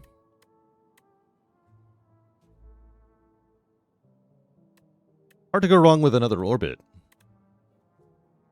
Well, no, you can go wrong with another orbit, for sure. You can definitely go wrong with another orbit. I'm going to remove a card, actually. -1 strike. And now we get to upgrade Shockwave. And we get to rest. And then we're going to go this way. Keep taking combats.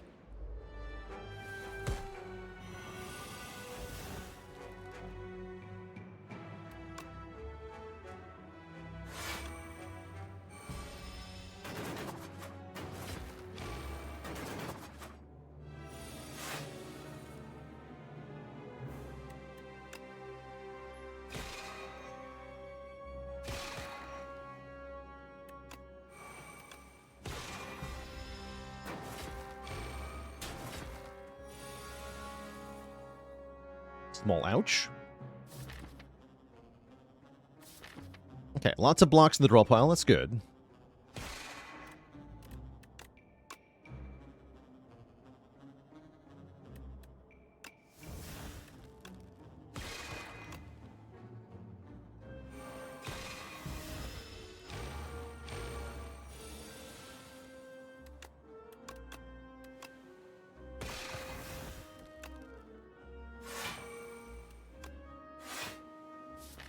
And then I want to win with 8 stars spent. So I'm just going to play that particle wall.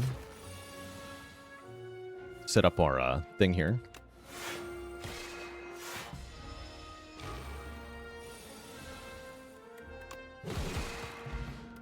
Good. We get loads of money. We get a hit point. We get 3 garbage commons that I absolutely skip.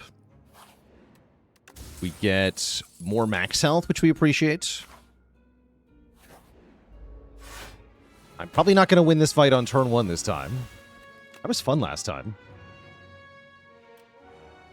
You're telling me I can't kill this guy? I'm taking 12 here? That's so garbage. What do you mean I'm taking 12 here? Damn it. Probably that means I wait on royalties. Yeah, because 9 times 4 is only 36, so I cannot kill this. Although I could set it up to die next turn. Maybe that's better. That's probably better.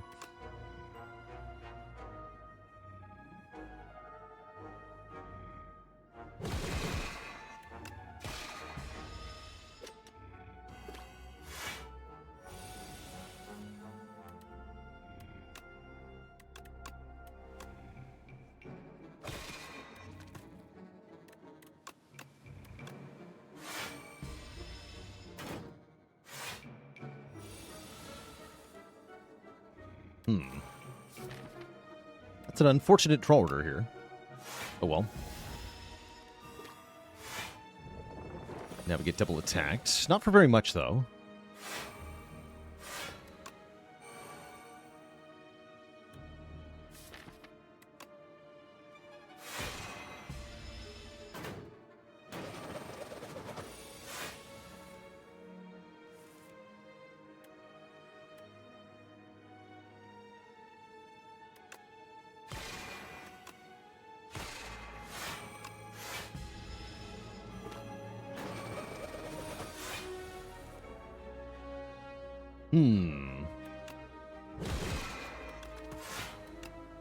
Take 1. And then everything is bad.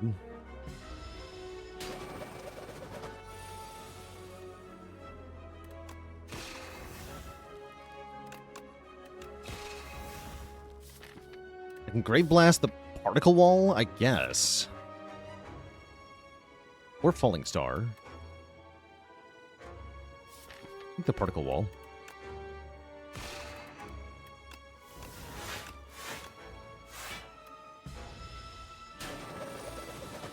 Doesn't get any better, though.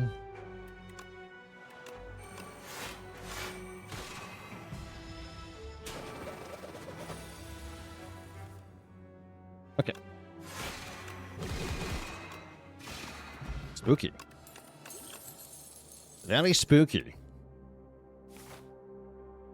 It's elite fight looking pretty sus here.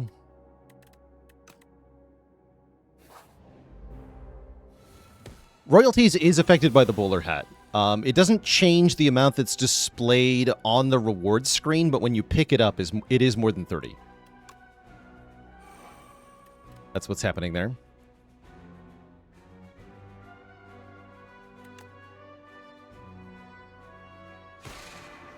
And then I think we're gonna die, but we'll see.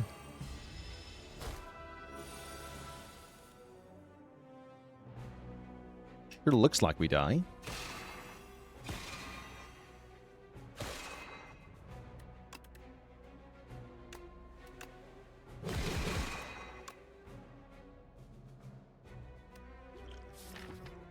I'm gonna need speed potion next turn, if anywhere.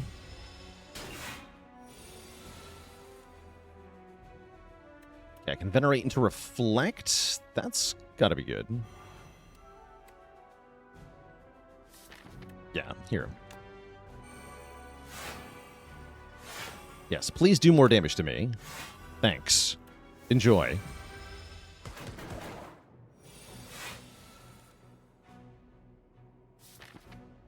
Foolish.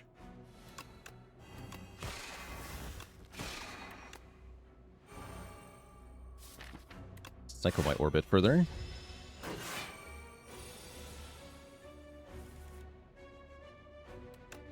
Ouch.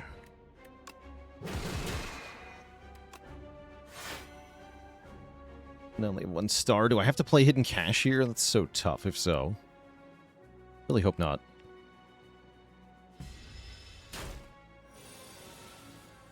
No, I didn't. Okay, good. Hey, we made it. So yeah, see that it says 30 gold. We go from 170 to 207. So we got 37 gold. We also get a White Beast statue guaranteeing potion drops, which is not bad. Good thing about Guiding Star here. I'm not going to take it, though.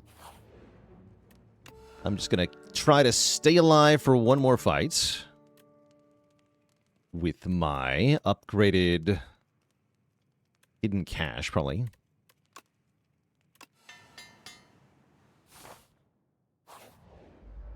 Too bad we can't just rest twice. Indeed. Indeed.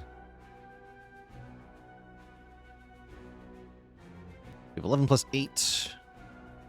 I would have to Particle Wall the full block, or I can Speed Potion again.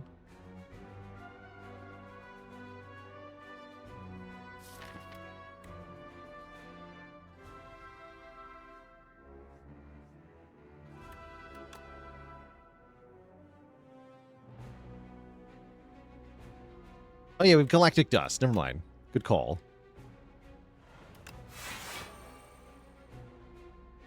Do I want to play a Falling Star? Going to. Might not be wise.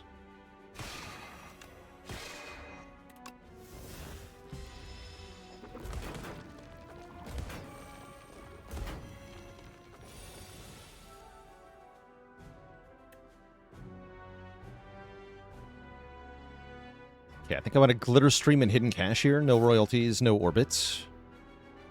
Speed Potion as well, so I get 5 block this turn and 5 block next turn.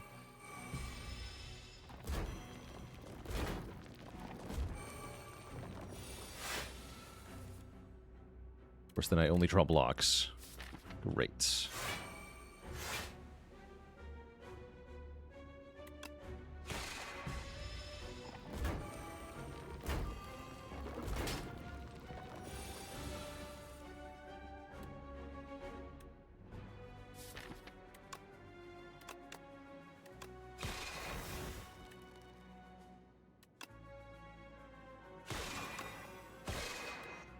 Okay, you must die.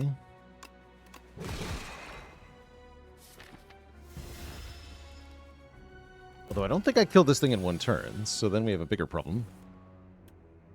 We do have a bigger problem. I might just still lose this fight. We don't have any AoE here. Yeah, it looks like we kind of just lose. It doesn't feel like the deck ever really did that much.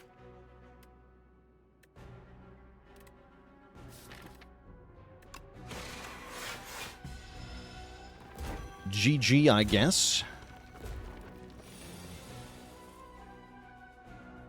Seems fine and reasonable. Yeah, without getting the orbit down, we never really had a chance. GG.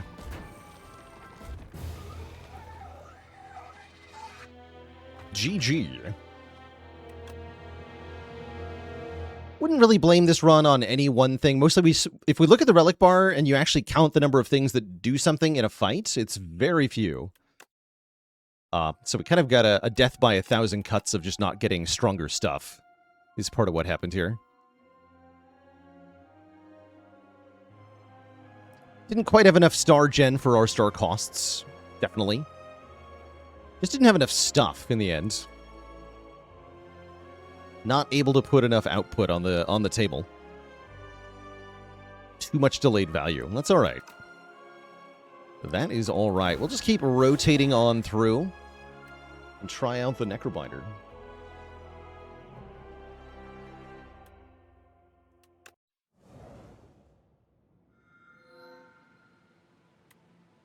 Kaleidoscope is back. Gonna keep taking it in honor of Pride Month, even if it is garbage. Inferno Necrobinder. I guess Cold Snap on Necrobinder is kind of cool, and so is Predator.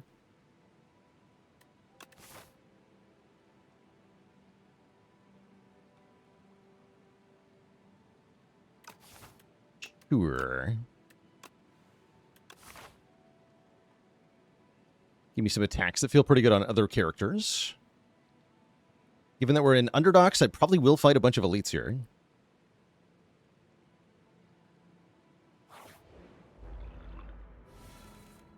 That's right. Frost Orbs and Osti. We're frosty.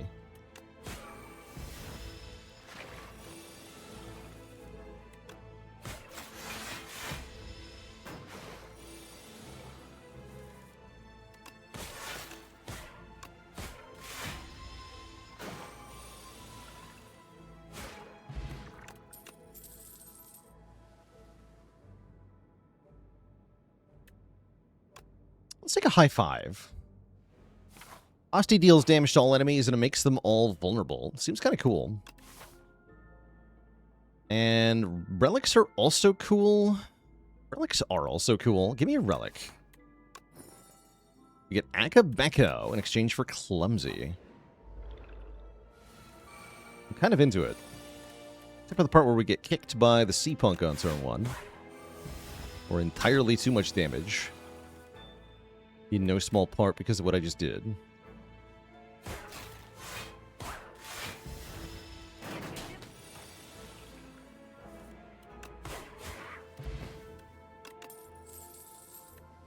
I was wondering if we'd see Page Storm. Page Storm means the Clumsy is no longer a problem. I'll take a Page Storm. Of course, it doesn't matter if we draw the Clumsy before the Page Storm. But we'll just have to take some other ethereal cards. Get an additional bonus relic here. So we're going to be lots of relics to sack, especially if I go for 3 elites here. Nice. This one says if we play no attacks on our turn, we get 4 block. Which can be quite good. It's quite good here, for example. These enemies don't scale unless you make them scale. So I'm just going to take my time in this fight. There's no reason to rush here.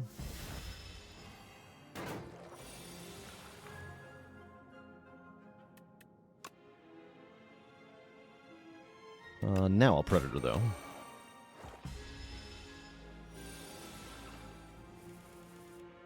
Perfect. Punched. No escape and Enfeebling Touch, huh? We already have a pretty good core of offense. I should take some defense. And we should take an ethereal card for Page Storm. So let's take Enfeebling Touch. And then I probably upgrade Page Storm to make it free to play. We could also go Bodyguard upgrade is pretty good here. We don't have that much in the way of defense yet, except for the Cold Snap. So we should be a little afraid of these elites. How much is the high 5 upgrade? Only 2 damage? Okay. I don't care that much about that then.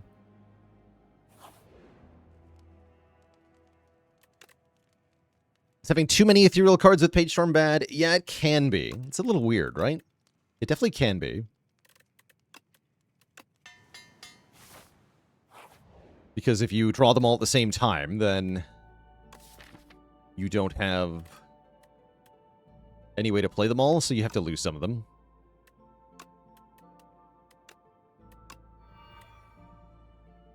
Thank you, Spiral, for the Enchanted Defend. It's going to help a lot. Oh yeah, high 5 doesn't work that way. That's right. Forgot about that. Okay, we'll use the Thorns Potion in this fight, because it does help here. You take 9, though, which is a bit annoying. Good news is that Strike will just outright kill this one, and I can double defend.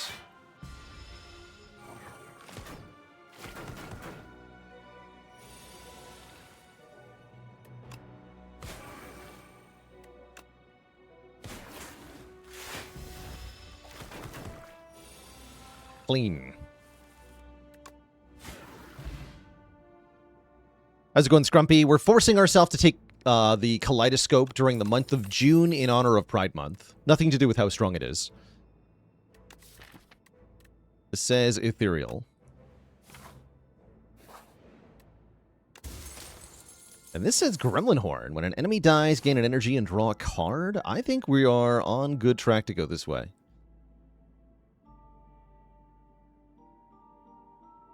Could go here, get a shop instead of a rest site. Don't think I want to do that, though.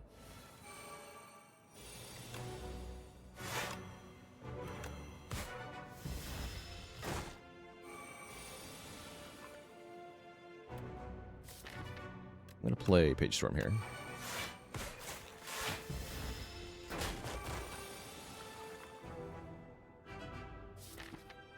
Ouch.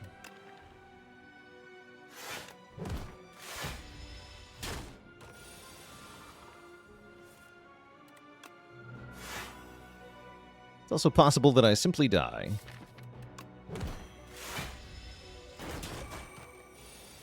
Predator. No Predator. Ow.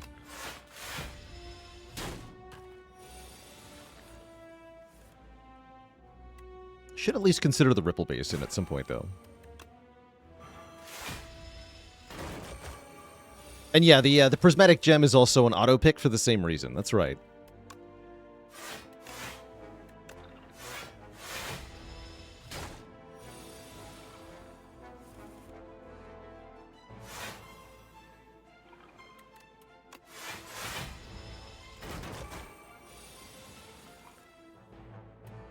Yeah, turns like this are a problem, though. Strike, strike, strike.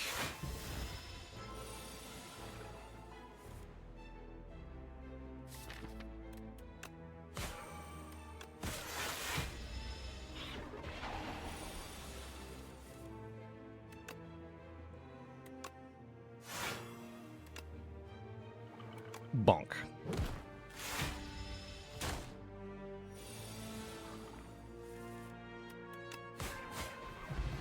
Okay, we do win. We get Beetlejuice and a Smooth Stone for more block, Deathbringer for more Awakened Doom, or Transfigure to add replay to a card. These are all nice, but I am definitely a Deathbringer enjoyer, so I'm going to pick that and then rest.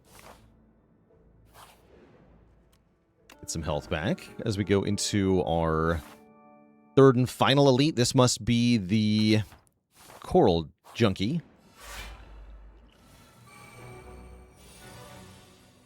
If I didn't stream the game, would I rotate characters? I don't think so. I think I would have a different style. Probably be one or two characters I don't play as much.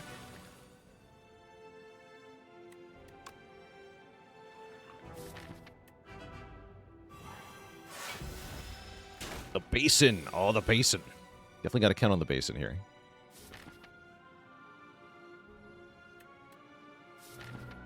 You also have to do damage, though.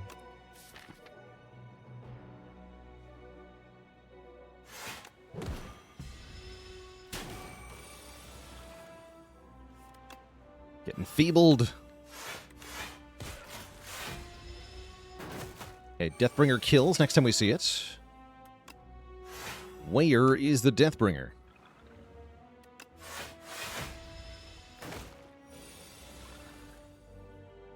Ow. I think my best play is to play nothing here, so I get Ripple Basin. Well, play Page Storm. Get Ripple Basin, and then we can always full block and kill him this turn. Yeah.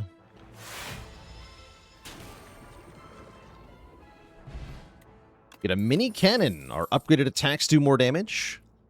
We'll also offered one of the best cards in the game, Delay. Delay is great. We take Delay here. For sure. Delay that order. Upgraded replay strike would have been cool with mini cannon. I guess I have good reason to upgrade literally an attack now.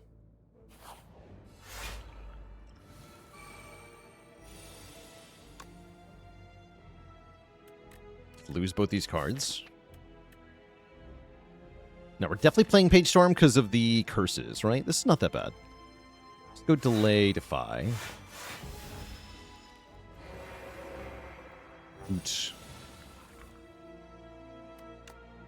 Isn't Delay just a more expensive, slightly stronger charge battery? Right? Isn't it great? You just listed every reason why it's so good. Lockski, thanks for the Prime sub and 5 months of support.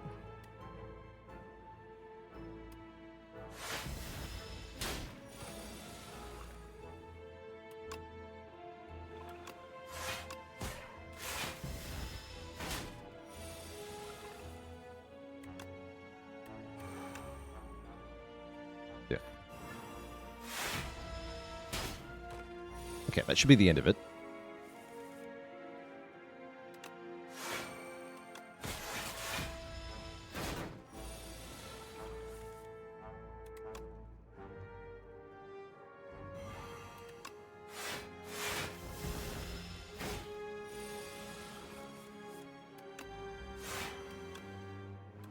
Ball. Doom.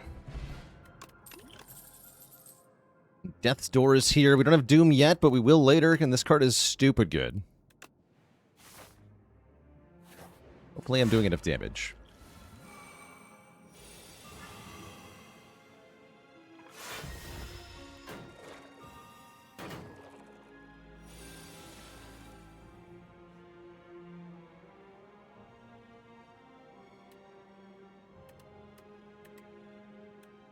Full block. Right? Not quite, actually. Foolish. No, I was off by one there. That's fine, though. Get doomed again. Okay, Afterlife actually fits pretty well into this deck. It does.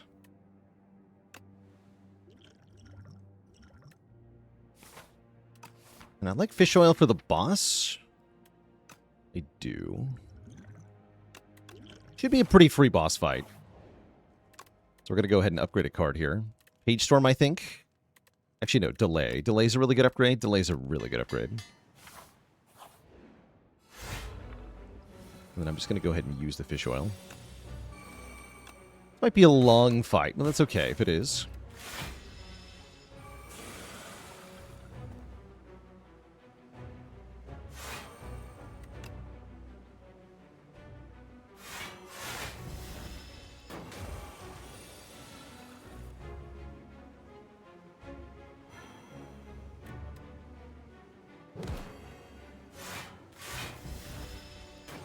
How much block is one summon approximate to? It's a bit weird.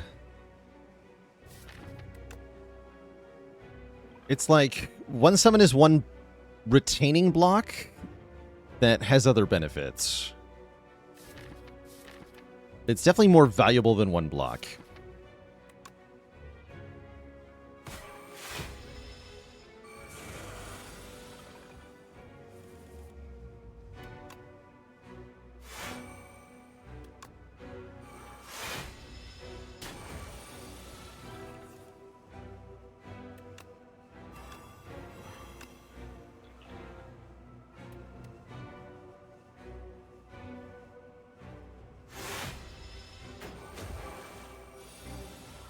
Because you can also use it for damage as part of the equation. But there's other interactions too. It's strong is one of the key takeaways, I guess.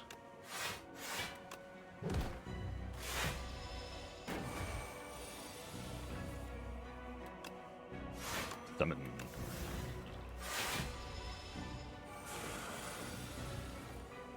Ooh, that hurts. That's really bad. Not being able to block any of this really hurts. But I don't think it even matters. We just eventually outpace here.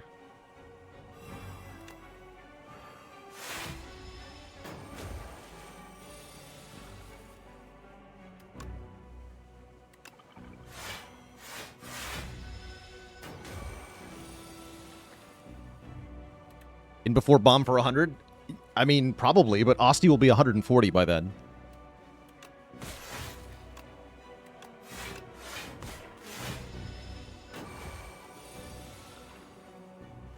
At least that's the idea. I'm going to get rid of Enfeebling Touch here.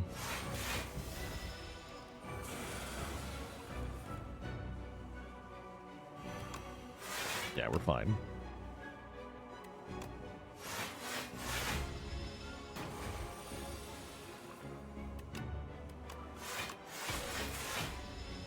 Yeah, deliberately going very slow in this combat.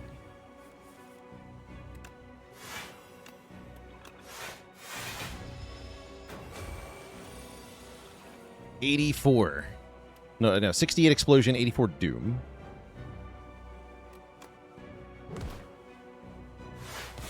There we go. Doom.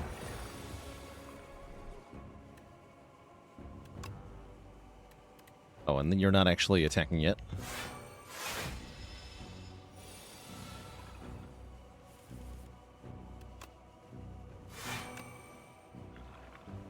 Okay. Kaboom. Doesn't even kill Asti. GG. Reanimate is here. Transfigure is here. Eidolon is here. Reanimate seems especially nice. I can also see Transfigure being okay here.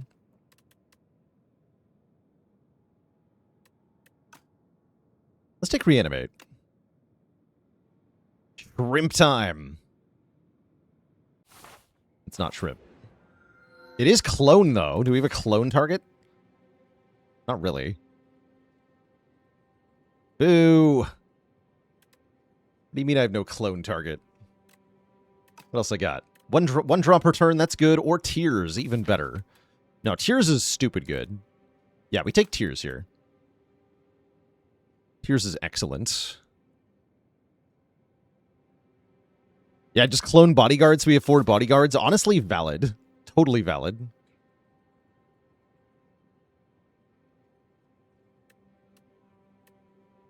Good clone target Necro is something like Squeeze. I've seen really good work done with clone Neurosurge as well. Why are Tears better than Blood? Necrobinder specifically likes energy more than card draw. That's why. Because Necro has all these huge expensive cards to play. And energy is very helpful for that. The draw is draw immediately, right? It's 1 draw per turn starting instantly, which is quite nice. What's with the shops, though? What is with the shops?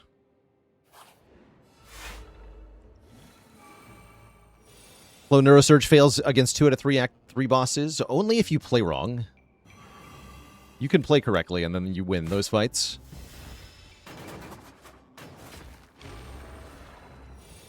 You might have to stop cloning at a certain point. That's part of the key to recognize with clone Neurosurge specifically. You don't want 256 copies of Neurosurge. You want, like, 32.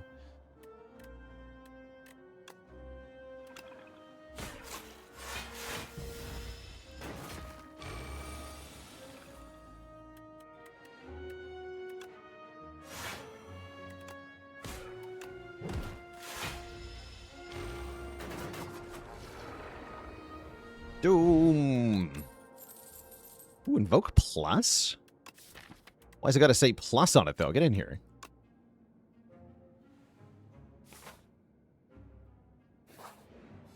Okay, try to remember that we have a boss relic this time. Although I don't actually need to.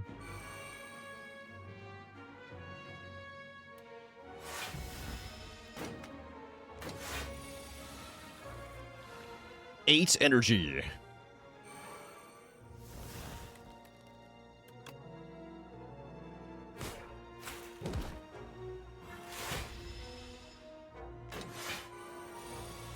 Giga energy.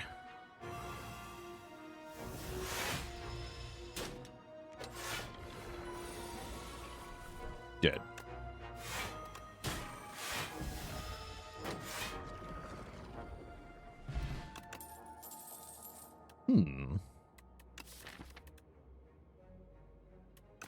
I'm willing to take this card. Trade 1 draw for 1 energy, essentially.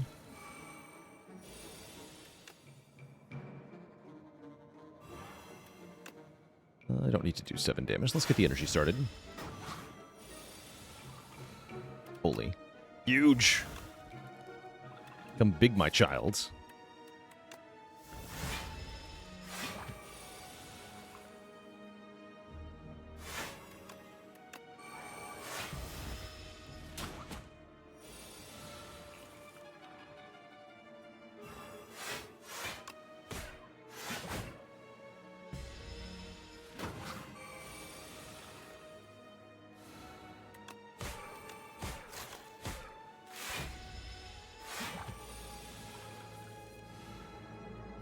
Go delay, Deathspringer, Restore to full block, Wisp to play Unleash. That sounds fun. Do a lot of damage. I think he'll be dead very soon.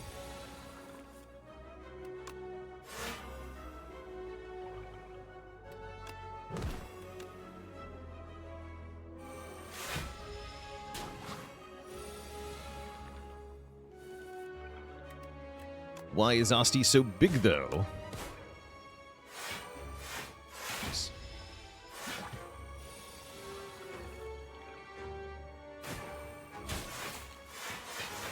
GG. He's doomed.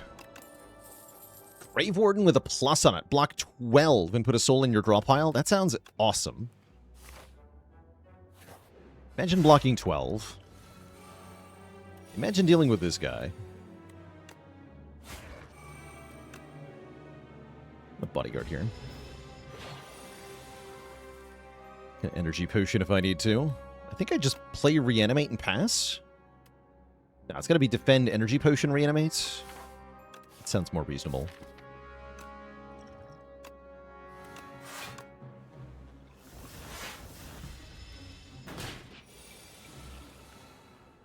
Then we can go defy, delay, and afterlife.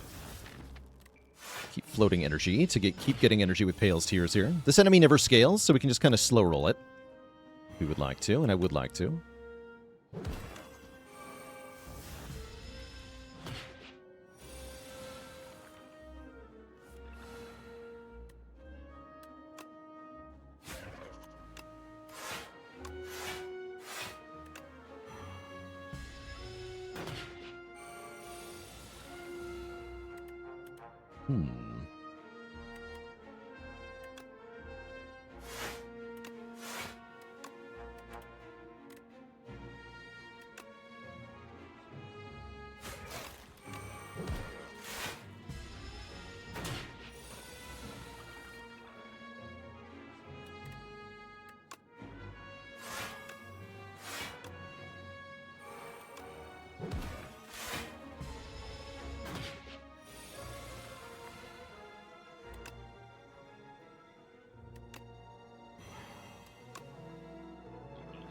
Yeah, we have to let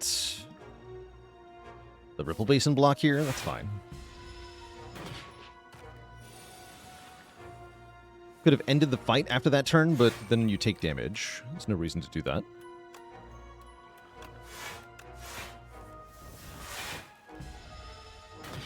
You can just wait. Yeah. GG. Okay. We've defeated the Hunter-Killer. Another slow combat. We definitely have a very slow-paced deck. That's just how Necrobinder is sometimes. Sculpting Strike is interesting. I don't really want Reap or Dredge. How am I killing bigger stuff, though?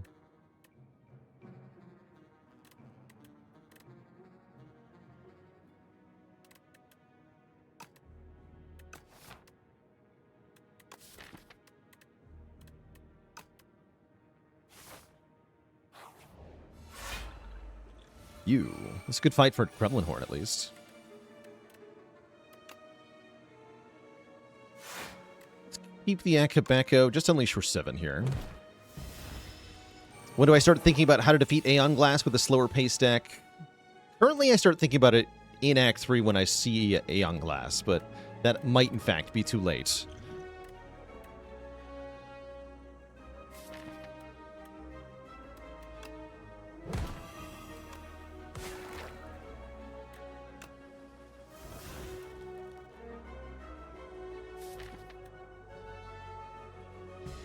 Played the Wisp? I should have played the Wisp there.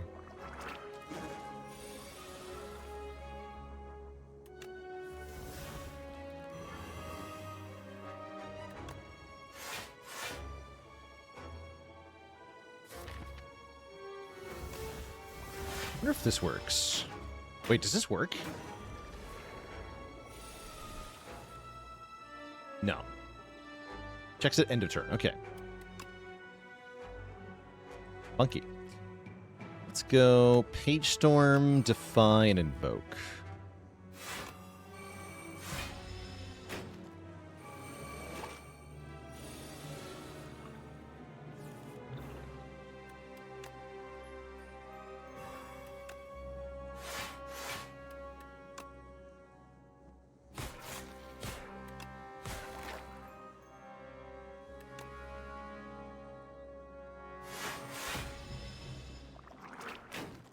Yeah, I was seeing if the Gremlin Horn activating from Doom would trigger the condition for Pale's Tears, but it does not.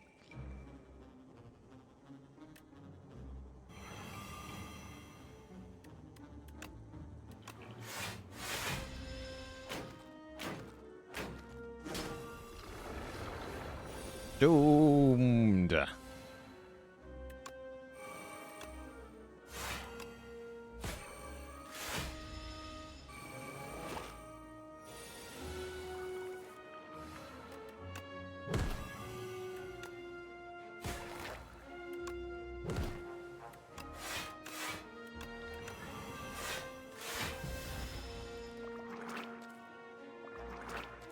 They escape the doom, but not their parents' death. GG. Rattle is interesting. Rattle is kind of interesting. We could turn this into a rattle deck. Not very good now, but it could be good later. Because we have mini cannon, right? Oh, this is 12 damage per hit. I'm going to take this. Yeah, I'm going to take that card.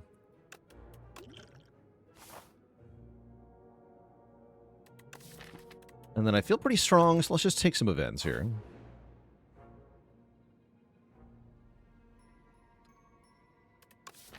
Common cards, huh? Give me some Austie attacks. Poke is one of the ones I was hoping for. Negative Pulse is not bad either. Or I could just take another Defy.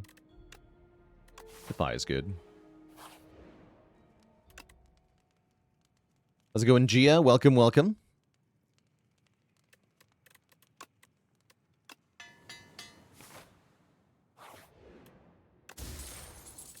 Meal ticket's nice, with the shop coming up. I don't actually have to go 2 rest sites here, but I think I would like to. Is the poke upgrade good with cannon? It is +6. I think I'd rather upgrade high 5 with the cannon.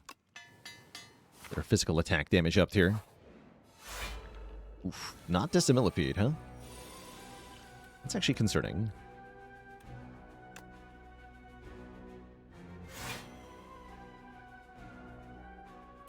Skip the strike, take 0.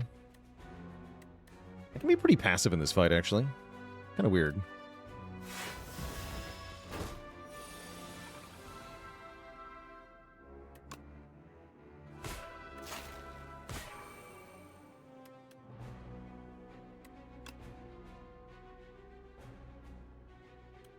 Skill potion now, though.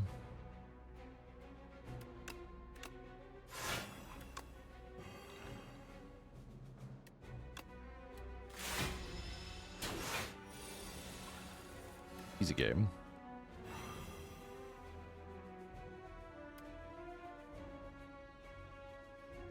Defy Deathbringer? Don't think so.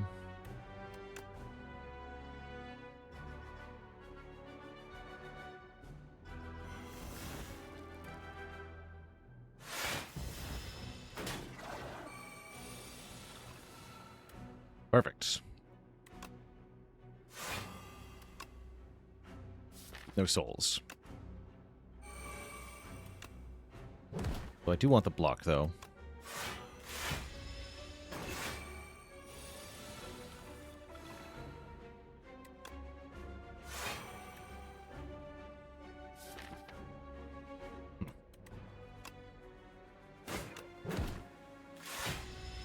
Didn't play those attacks. Oh well.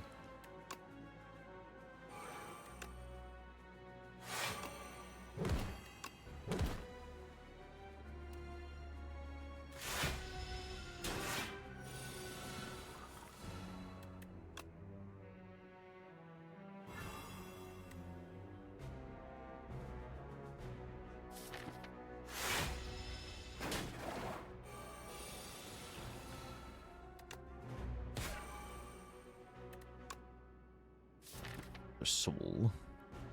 Thrower sucks, by the way. I'm in trouble here.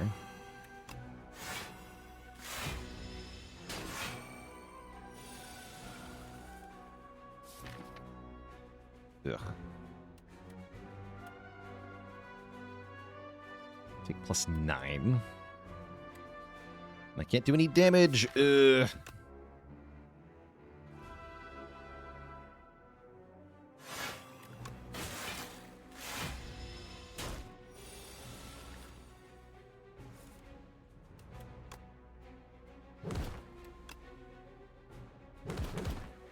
there we go. That helps rather tremendously. Still not winning. He's got to live through one more of this. That's not bad, though.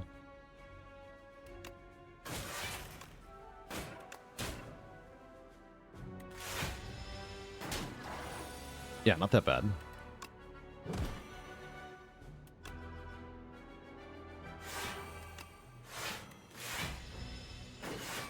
Doom. Okay, we took the long way through that fight, but it worked out just fine.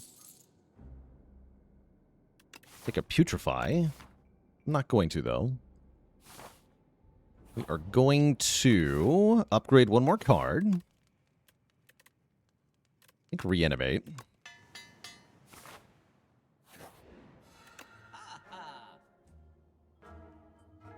Shockwave is here. Festive Popper helps with some of our problems, with the shorter fights, actually. Not the sort of thing I usually buy, but I'm kind of into it here. You could start thinking about Eidolon as an answer to Aeon Glass of sorts. That's kind of weird. Does feel like Aeon Glass will kill me. Very dead. If we encounter it.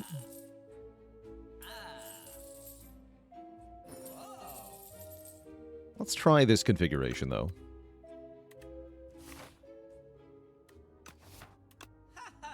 Oh, we can take Hang. I didn't even spot Hang there. Hang was somewhat of an option.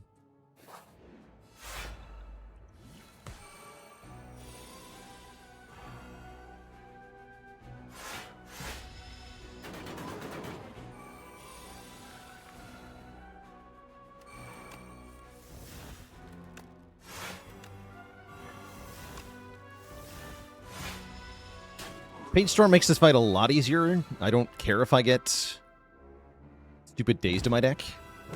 That's nice.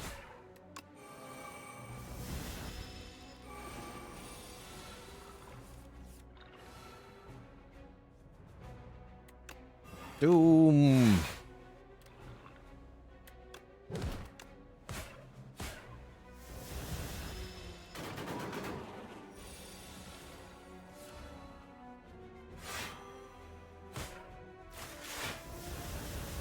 Doom.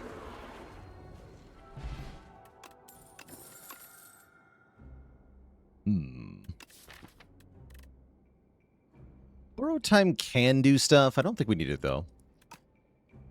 Don't really want Drain Power here. I'll take a Colorless Potion over a Flex Potion. That's gotta be an improvement. It's gotta be an improvement.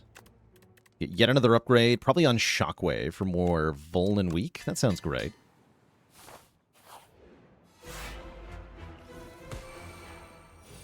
That's a nice turn one. High five him. And then Wisp to get my thing going? Sure.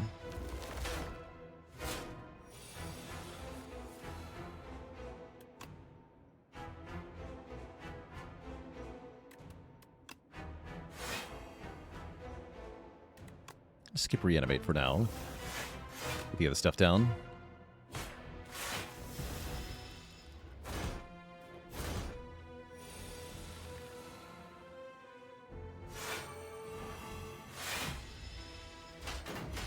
Any general advice for Necrobinder? Remove your strikes at all costs. Try to grab energy wherever you can see it. Energy is very valuable on this character. Some of my generalized advices, I guess. This turn hurts. It does. Ow.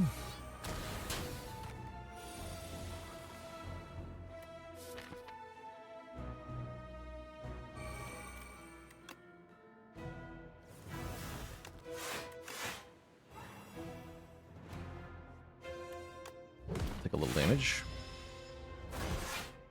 Necro the best Snecko character? I think so, yeah. It's not even particularly close. Necro is really, really good with Snecko.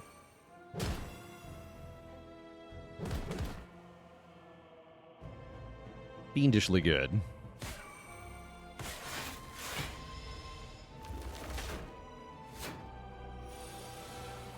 Oh, you're not dead. I see.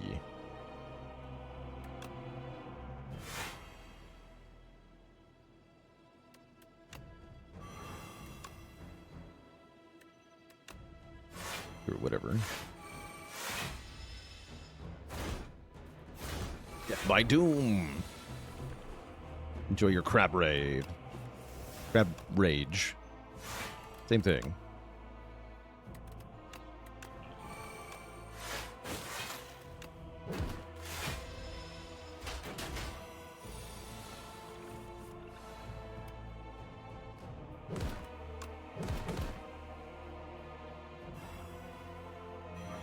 Doom.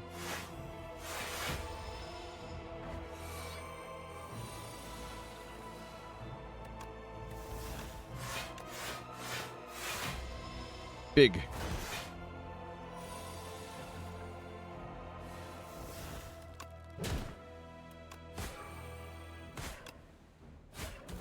GG.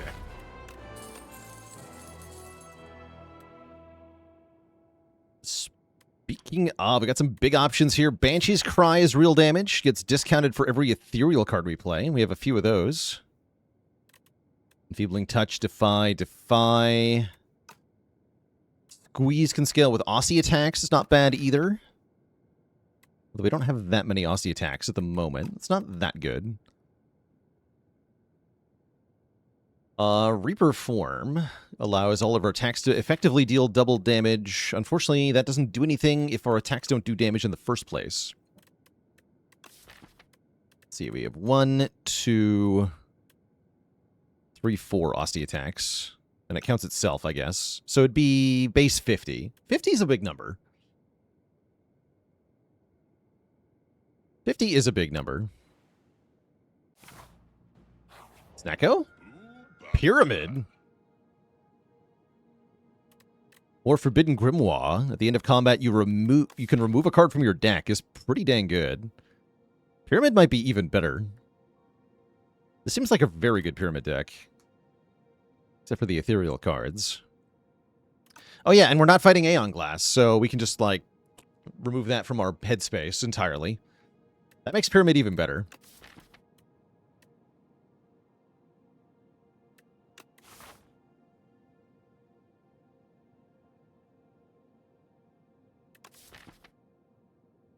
Grimoire is kind of tempting.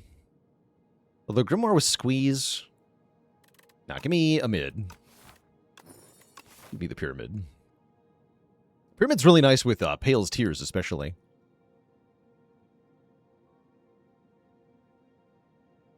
So we do still want to remove strikes kind of at all costs, is what I said.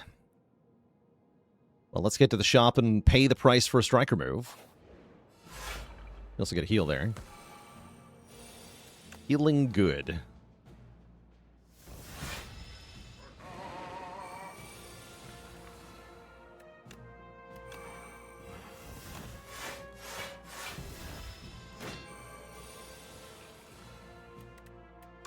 No, it's only 45. Oh, it says other. It does say other.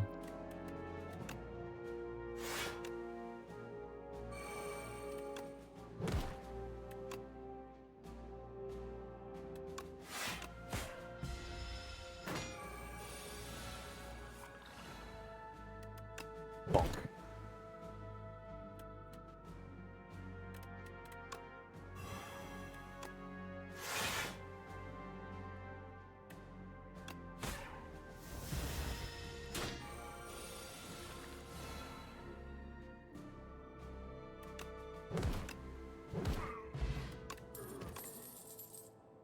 Defy with a plus on it.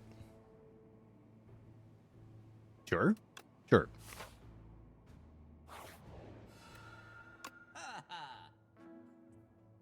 Bag of Prep might just be better than 2 removes. Or, well, a remove, rather. Is there any way to give Austie a status effect like Vigor? No, I think he's always separate. Retain your hand on the first turn. The power. You could buy both of these together. That'd be kind of good. What about very cheap Berry? Berry is very playable. Get in here, Berry. Berry, Bag of Prep. Then if I can scrounge up 150 gold for a later shop, we can remove, but that seems pretty unlikely. Oh, ho, ho, ho, ho. Okay, who do we corrupt? Squeeze or Berry? This card's so big.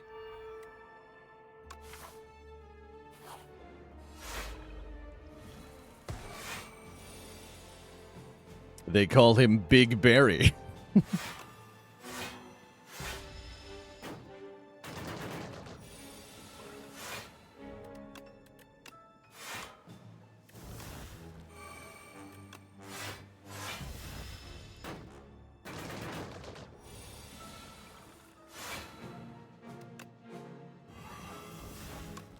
Bonk.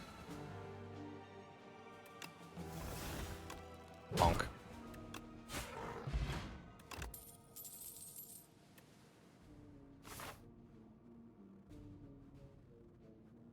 And I guess we upgrade Barry?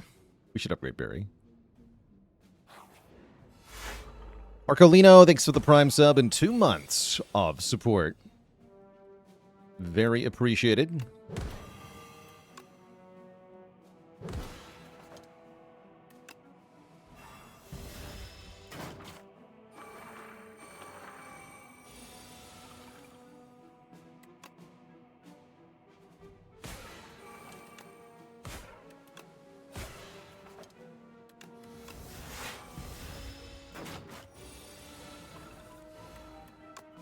Barry does 117 damage, unupgraded, on a vulnerable target. It's incredible. They're Grave Warden. Grave Warden, good card. Let's upgrade Barry to do way more damage. 94. And I think +3 from Mini Cannon, too.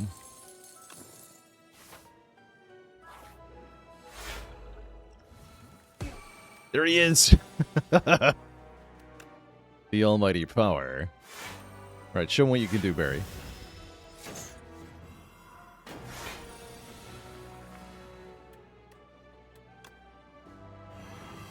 Barry says, I do 158 damage.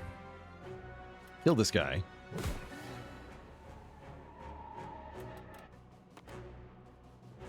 Easy.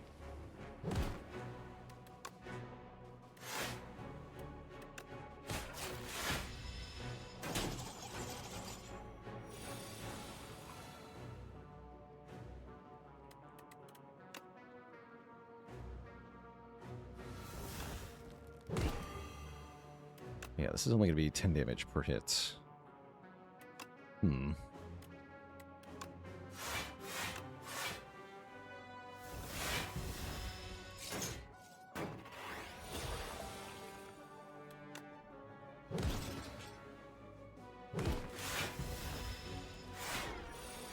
Big. I am also big.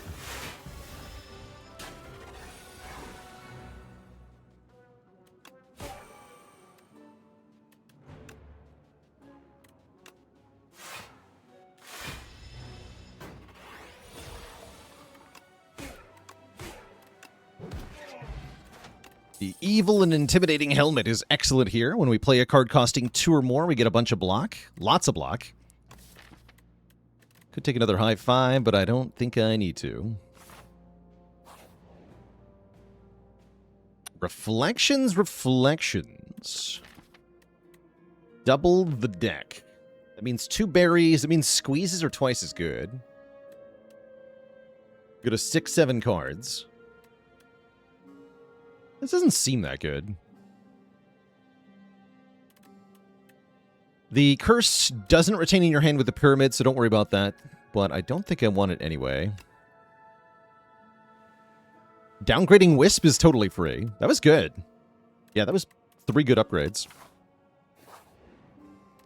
We like 3 good upgrades. I think we like upgrading our damage more. Anxiety Smurf, thanks for the 5 months of support.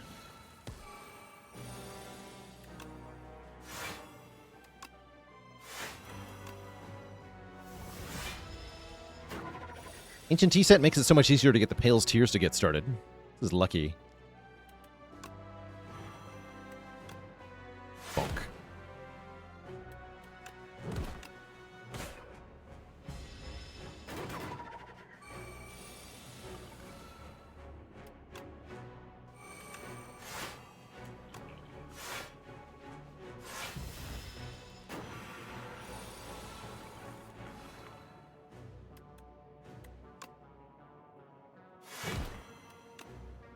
109. Boom. We get a knife that says, if a non-minion enemy dies to Doom, we get to heal for 3. We could maybe use that. Best energy ancient relic in this game? Let's have a quick look here. Pale's Flesh is pretty good. Might be Prismatic Gem. I've liked the gem a lot.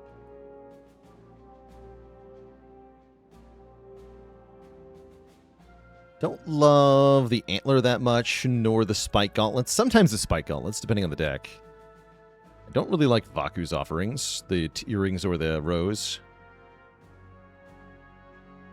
So yeah, I would nominate probably Prismatic Gem or Pale's Flesh.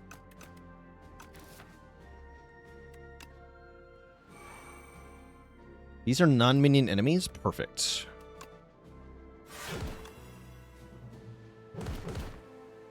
Yeah, perfect. So we just block and kill this fool with Deathbringer, then I heal for 2. 3, rather. I can kill this one with Berry if I want to. But I do want to heal up.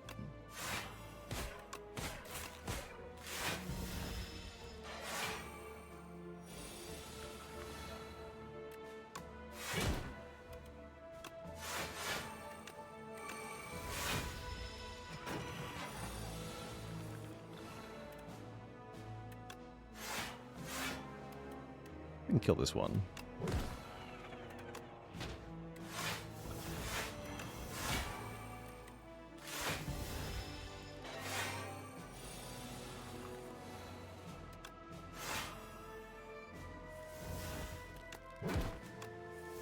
Perfect. That is entirely too much damage, though.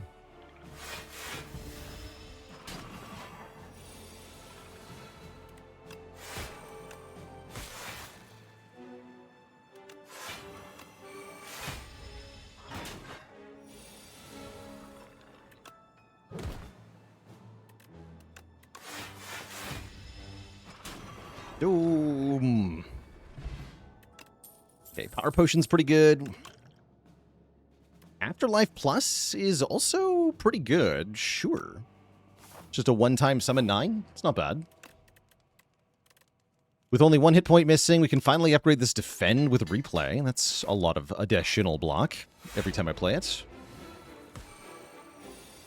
And which fight do I feel like I need more health in? Or more help in, more accurately? I don't think it's this one yet.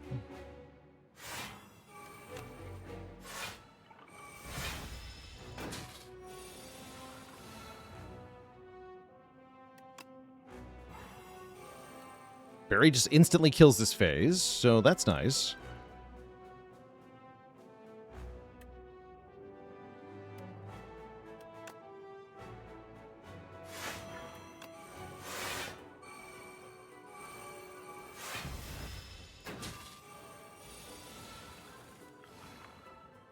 Okay, time to use it. Oh, I should have played Defies first. Oh well. That's fine.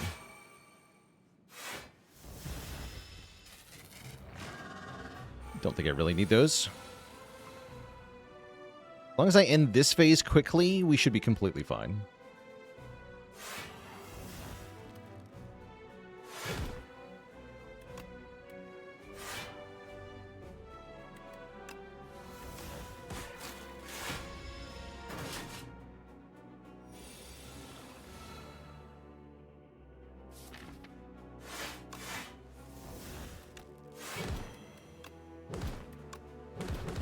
Perfect.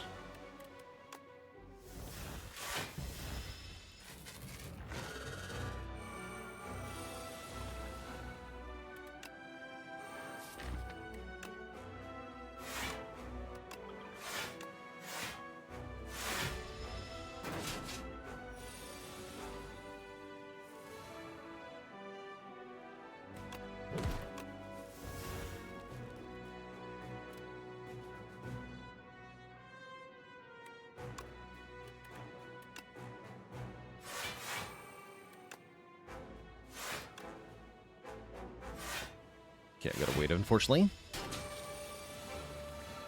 Here we go. Oh yeah, here we go. Get in my hands.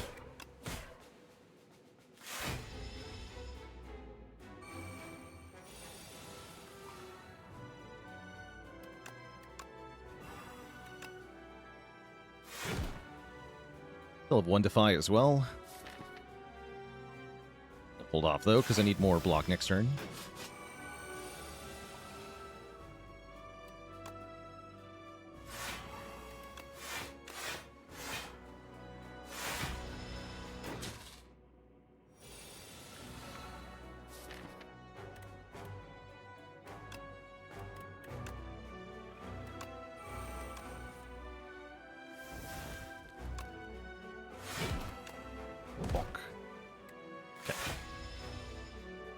Be the last turn we have to survive.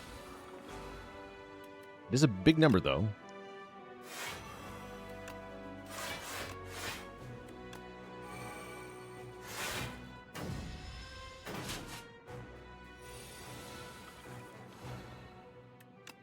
Bonk. GG. Get buried. We face the Queen next, which will be Power Potion. For sure here. I was hoping we'd get Reperformed to go with our gigantic... I can just kill the minion on turn 1 now, which I'm very tempted to do. Not even good. But I could. I guess we'd rather hit Queen on turn 1. In fact, yeah, it'd make much more sense to hit Queen turn 1 here.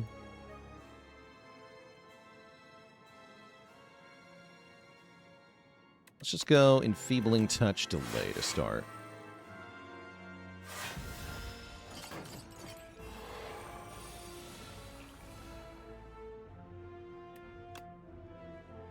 Kaboom. 105 Doom for you. Enjoy.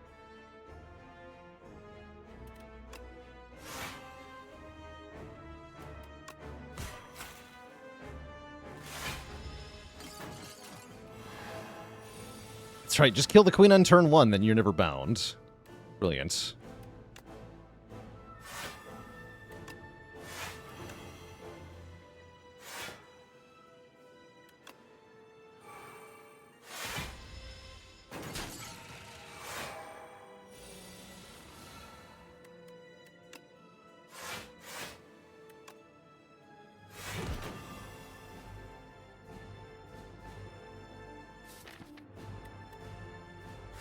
Play my big thing.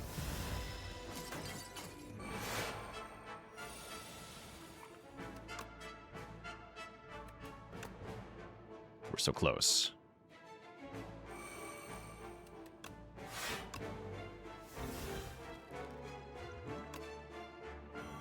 Small.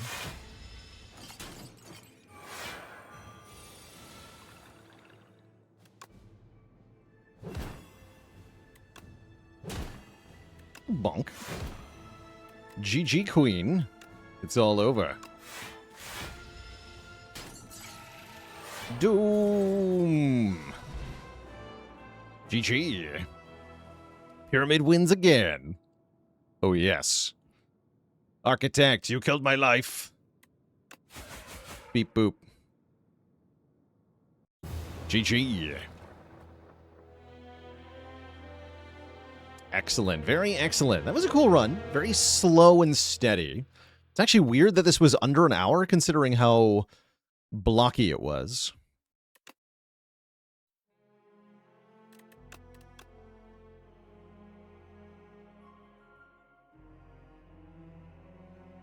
Today you learn Reperform does not say unblocked. That's true. Neither does Blight Strike, by the way. Doom equal to damage dealt, not unblocked damage dealt. Same with Fisticuffs. Fisticuffs is damage dealt, not unblocked damage dealt. That's kind of cool. Yeah. Deal damage, not unblocked damage. That's pretty cool. That is pretty cool. Next up, chat, we got some robot to do. Yeah, unlike Wallop, that's right. Next up, we're going to play as the Defect. Before that happens, chat, I need a quick break here, so I'll be back in a few for one more run. BRB.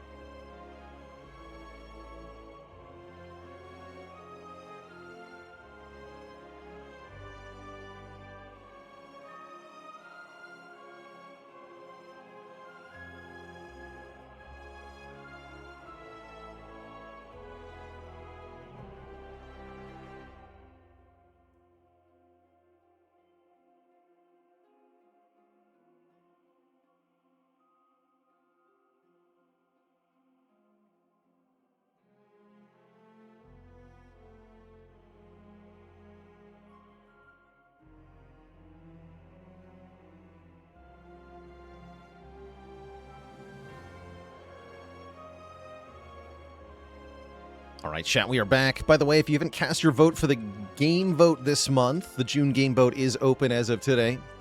And you can help me pick a new game to try on stream later this month. All right, let's jump into a Defect run here on Ascension 10. Streak is now 1.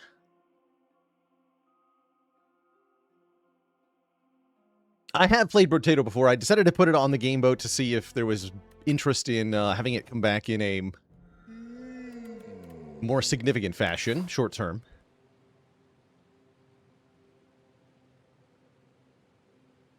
But yes, Brotato is on the game boat this month.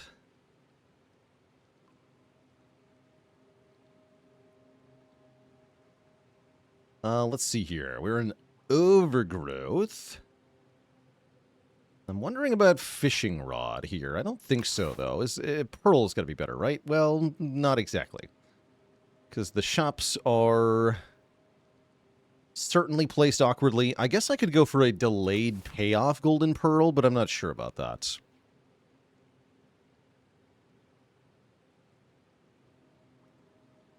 What's the most difficult challenge I've completed in a game on stream? Definitely the Ascension 20 win streaking and the ladder streak for Spire. Some of the hardest things I've ever done on stream. I did do a Souls Level 1, Dark Souls 1 playthrough at one point. That was kind of fun. I don't think I would rank Brotato up there. Not after like our Against the Storm Queen's Hand Trial win streak. That's definitely harder. Let me have another look at the path here. I could just go for a whole bunch of combats. That does make the Fishing Rod kind of appealing, right? If I take a path like this.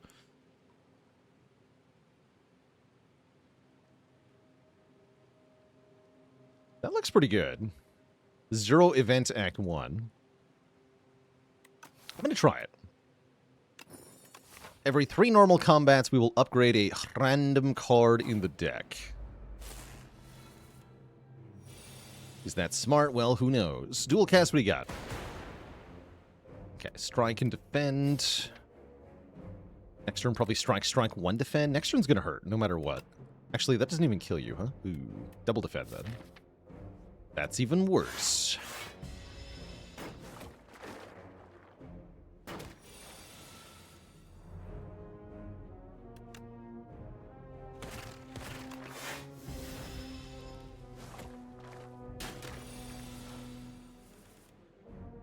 Bummer.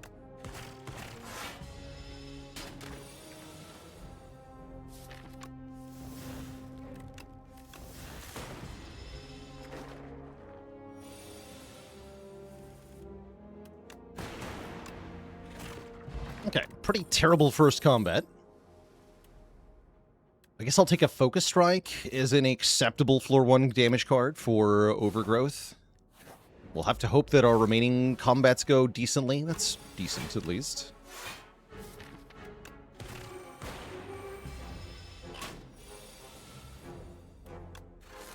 We'll defend here. Yeah, losing 14 on the first combat is definitely not a good outcome, but that's all right. Things do average out over long periods of time, usually.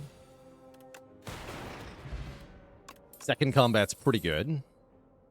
I like both Boost Away and Charge Battery. I could even argue for Sweeping Beam, but I would like another defense option here. Let's take a Charge Battery. Is Boost Away better, I wonder?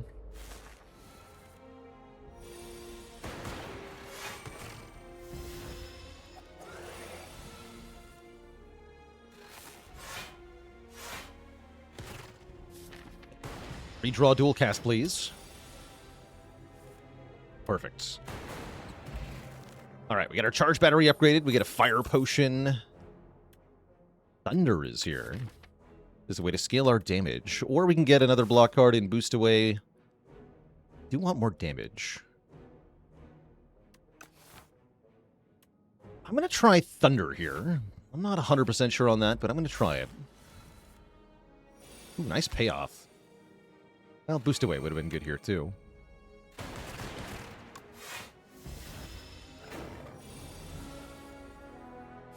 Ow. Yeah, I was afraid that was going to happen. Oh, no. Got cooked by the draw order again. Now we're fine. Glacier makes the thunder a lot worse. Too bad. I'm taking it. That's all right. That's all right. Is this fight all right? This is a good question. I think I want to put damage into the front twig slime here and have a chance of killing it. It's not a very good chance, though. Let's kill this thing.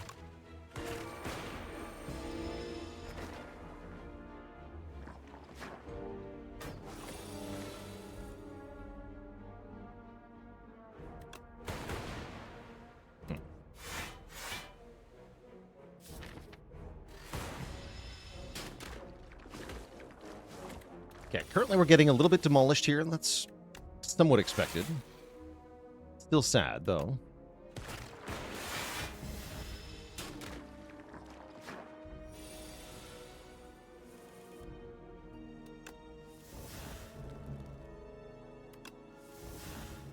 Ugh. You would have insta-fire potion this fight? That might have been a good idea.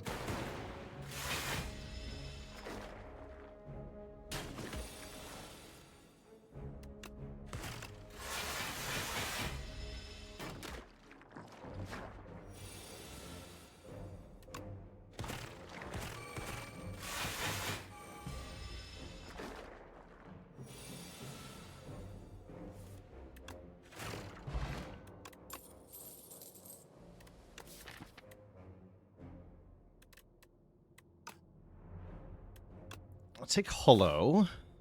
It's an okay turbo, too. Problem is, if you fire potion this fight, then how do you get through the elite fight? You don't.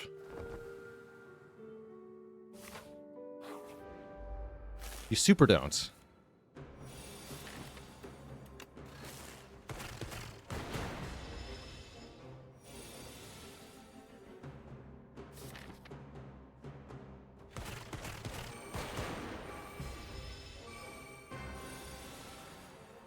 That's the neat part.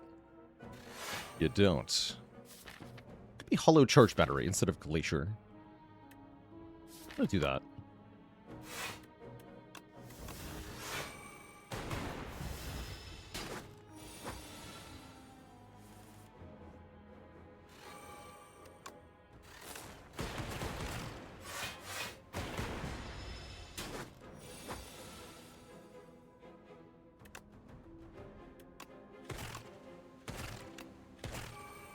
Yeah, a lot better with the fire potion, hey? GG. Okay, we got a Touch of Insanity and a Festive Popper. And Overclock or Gunk Up? These all make statuses.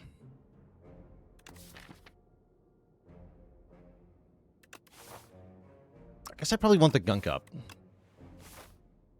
There's also maybe a skip.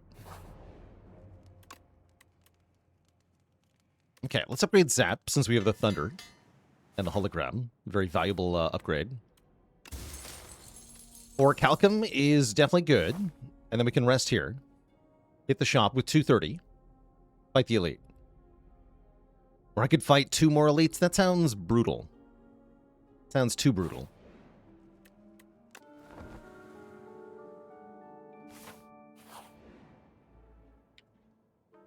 Hello, Mr. Merchant Man. More thunder, huh?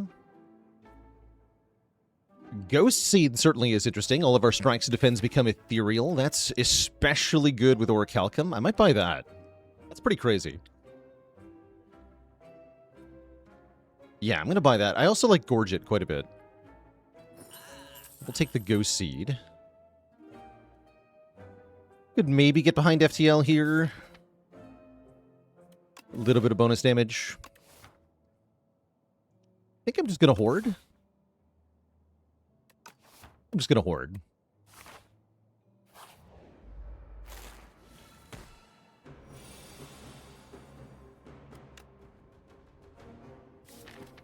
Charge battery here.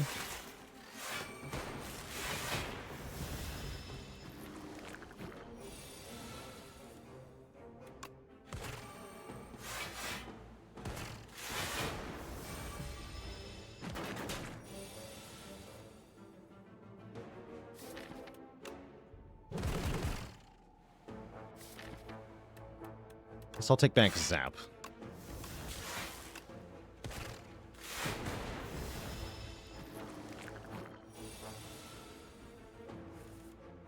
Okay. Go Gunk Up. Thunder Charge Battery? That's a lot of crap in the draw pile. I'm going to go Slimed. Slime Thunder. Get one infection out of the draw pile. Okay. Perfect.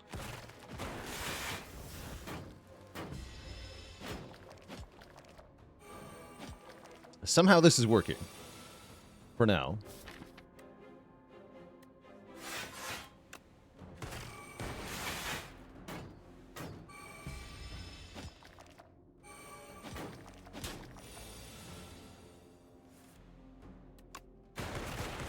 Nice.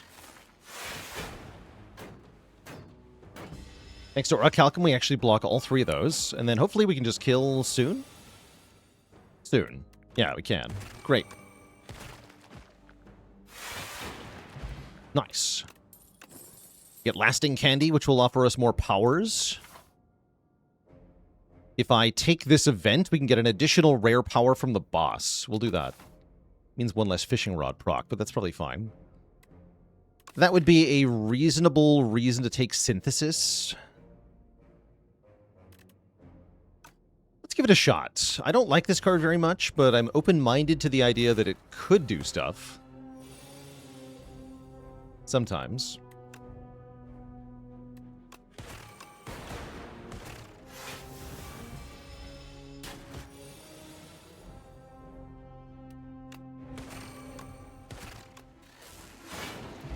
For example, there it did just enough damage. Oh, big attack card. Yes, so I'll take Refract. Huge. We can lose max health to get random upgrades. That's not a bad idea here. Something, the more random upgrades you have, the better each of them are. I'll definitely sacrifice... I could also just heal 20, right? And then get one targeted upgrade.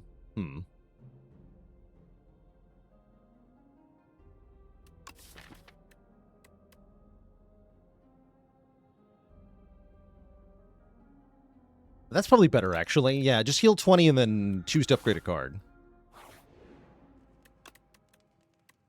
Which will be Refract.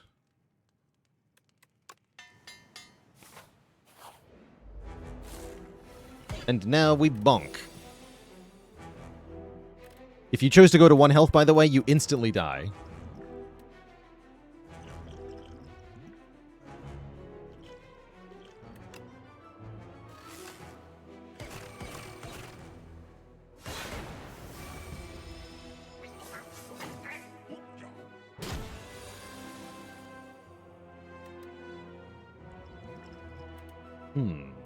Okay, we'll use the Vuln Potion here.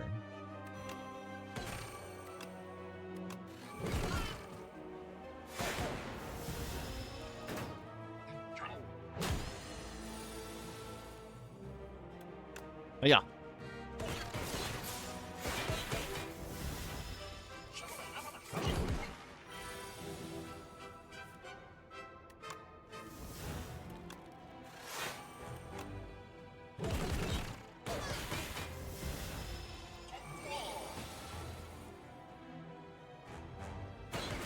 Oops, I should have Focus Strike first. I should.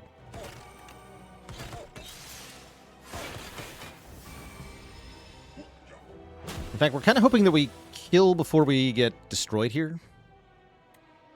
Kind of getting destroyed here.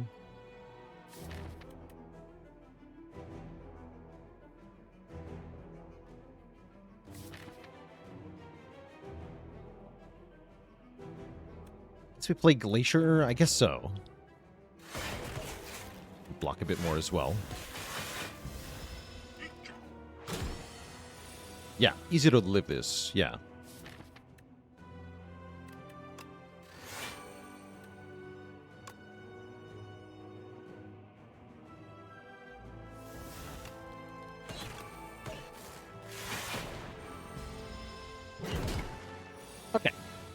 We should win clean from here.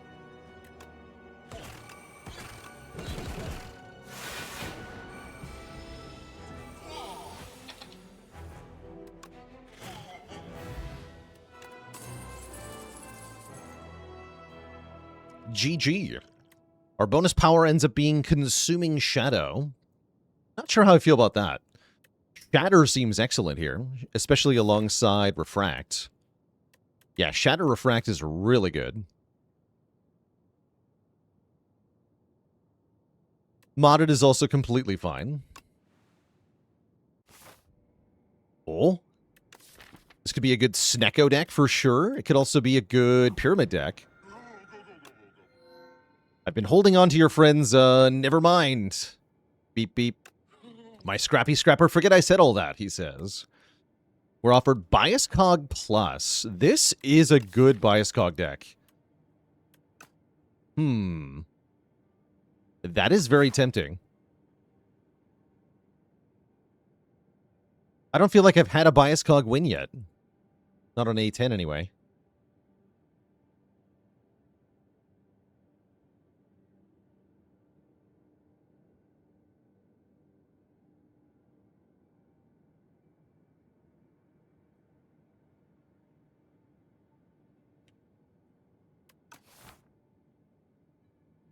Yeah, let's take the Tome. Let's do it. Blackstar also a little tempting, but I don't really see how you beat these elites if you don't have the Bias Cog. Could be hard. We might also have to opt into more rest sites. See how these first 3 fights go. Stock on with the Prime sub in 23 months. Thank you, thank you. Yeah, we're also just going to take a lot of damage in fights at the moment. Might just be dying.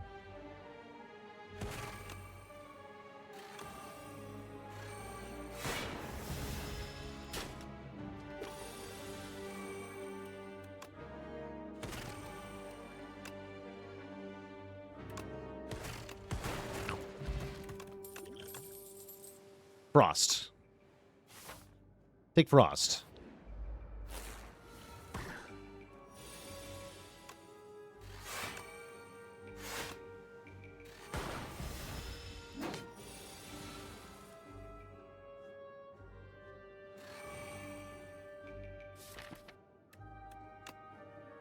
Glacier Strike. What a setup for this turn. Blah.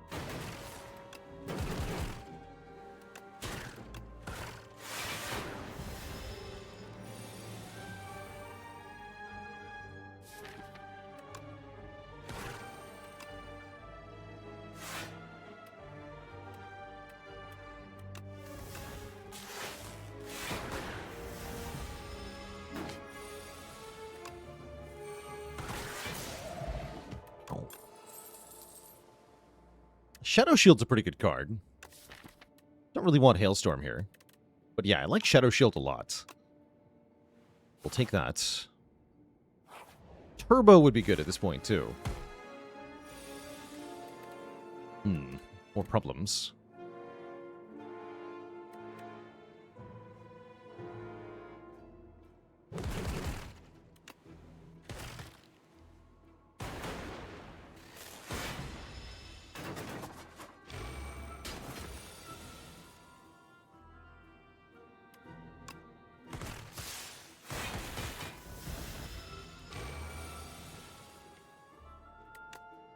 Bias Cog makes these glass orbs hit really, really hard.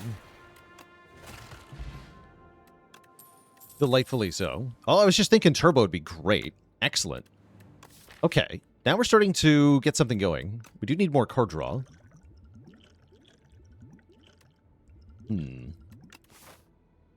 Like the touch of Insanity with Refract. Yeah, I don't think I'm allowed to go this way, even with Bias Cog. This is too deadly for us. I think we die before we get to the rest site. Or we die before we get to the second rest site. Seems like too much. Get another random upgrade here and then rest, I think is the plan. I'm going to skip the power pot. I value the other potions maybe too much. Even a triple your block potion doesn't save me here? That's so sad.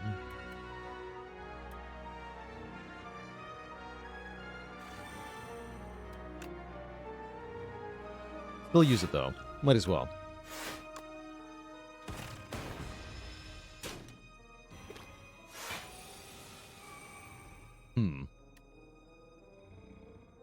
Welp?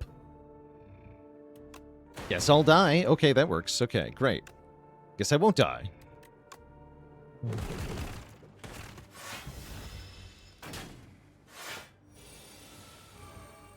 Hey, look, all my block cards. Mysterious.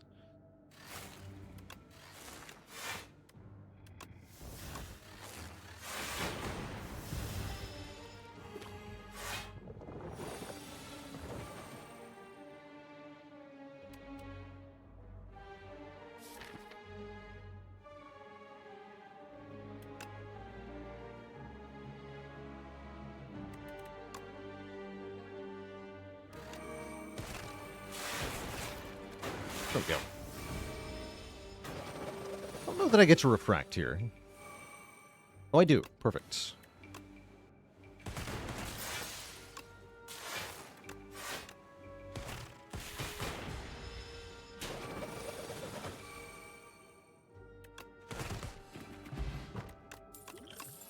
Blah. Subroutine. Whenever you play a power, gain an energy, that's definitely getting clicked. One of my favorite cards of all time, and very useful in a deck with a lasting candy.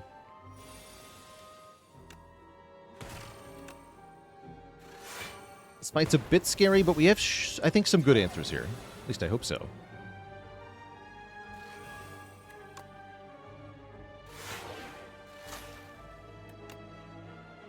Ow. Yeah, game piece would be good here. True.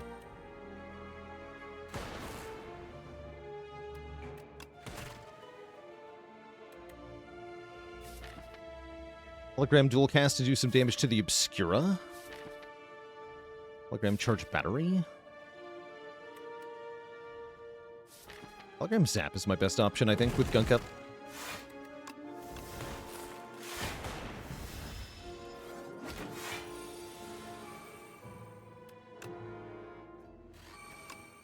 Yes, we turbo, then we refract here. And then I shatter. So evoke all your orbs twice. Here's why this is so strong, this bias cog. You get some new mechanisms in Slay the Spire 2 for utilizing your focus for lots of damage. Glass orbs, when they evoke, deal damage equal to double their current value. So evoking a glass orb is double focus scaling. Therefore, if you evoke a glass orb twice, that is quadruple focus scaling, which results in pretty ridiculous damage.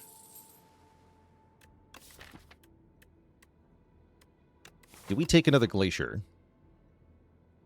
Might be a bit too passive, but at the same time, we do want more Orb Gen. I'll take it. Yeah, perfect for this fight. Good.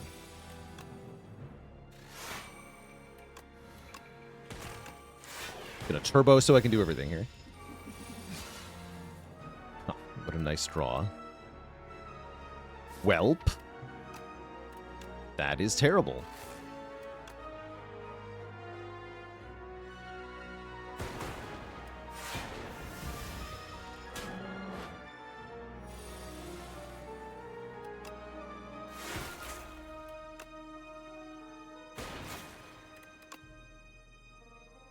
Yeah, you just kind of lose. Very unfortunate.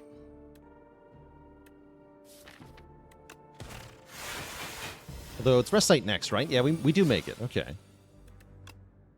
Saving potions? I mean, attack potion does not help me on the spike turn of a Toad fight with no blocks in hand. This is going to make us take more damage.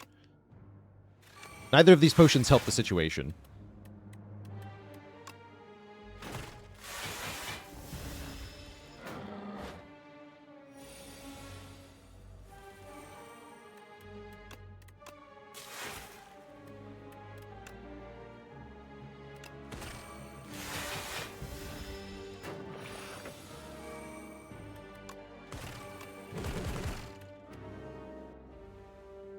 Something in my discard? No, this is the one that makes something free. It's not a Liquid Memories.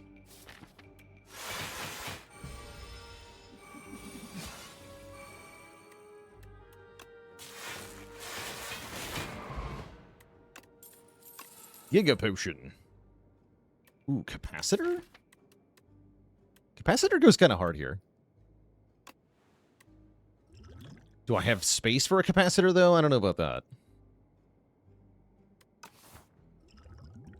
I'm going to take the Giga Potion over the Touch of Insanity here. I'm going to rest. It's kind of okay that we're resting nonstop because the Fishing Rod is here.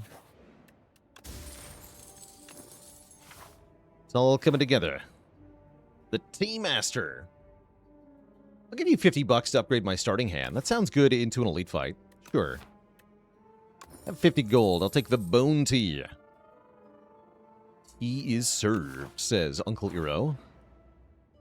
And then if I fight this guy, he wastes my Bone Tea. Also, I probably die. Let's take the $100. I mean, the thing he offers is very good, but I don't see how I can make it happen. Give me the money. Yes, that's right. Bone apple tea. Delicious.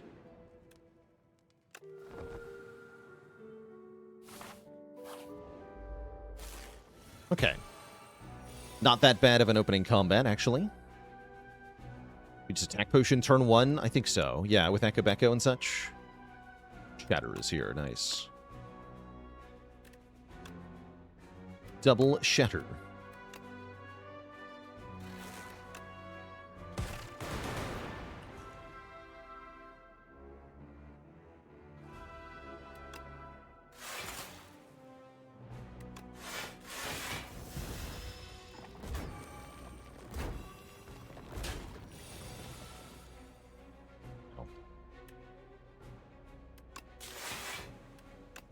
Mistakes may have been made.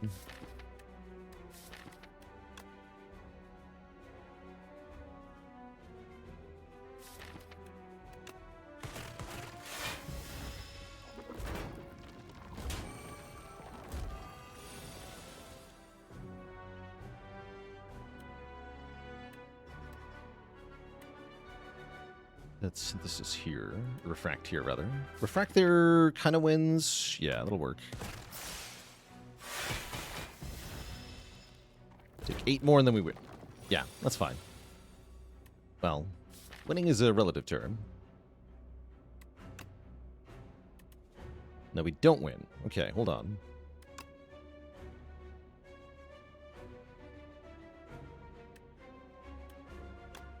So we just go Capacitor Glacier then. This is still going to work out just fine. Where's my Bias Cog? Yeah, there we go. So we just hologram Bias Cog. And then Shatter deals 14 times 4 AoE. Which will kill them all easily. Second Refract is kind of fun. Feels like we might need Compact for late game.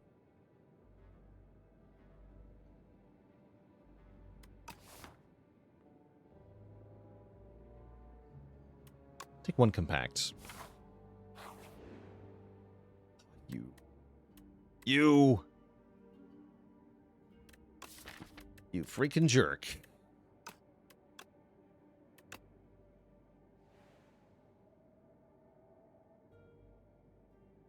Ooh, rare card. Okay.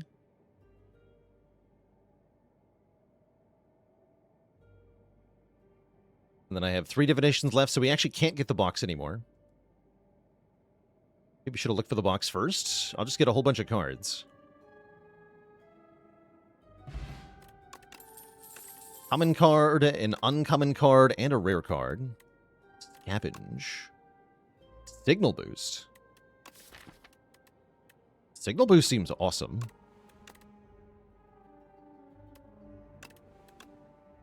And I'll take a Compile. I'll take all 3 cards there. Then I'm absolutely resting, and I think I still maybe lose to this guy. We're going to have to pull out all of our stops here. Use probably both potions if we want to win this fight. This guy sucks. Do I retain Bias Cog? I think so. Do this.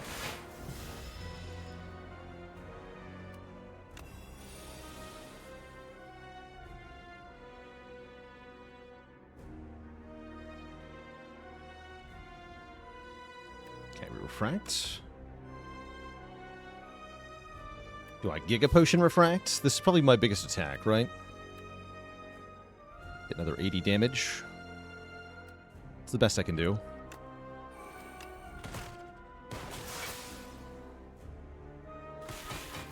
What hit point threshold do we bias cog at? We bias cog on this turn, no matter what. I was really, really, really hoping I would get signal boost. Damn it.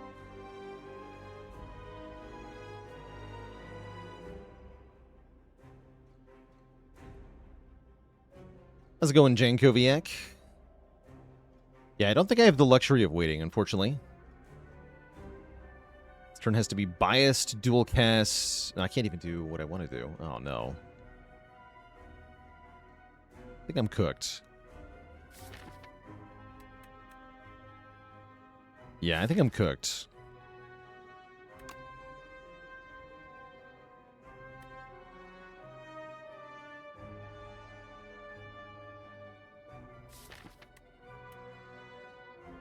I have to play Glacier to stay alive. We lose all our damage. Yeah, this is over.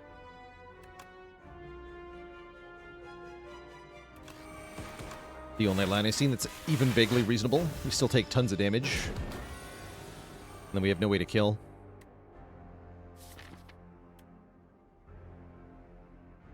Yeah, it's over.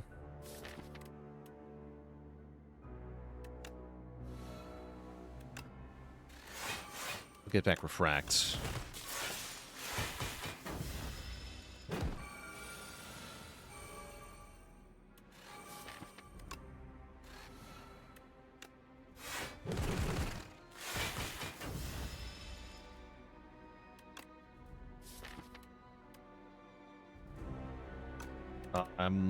I'll take Sloth, but I think we just die on this turn regardless.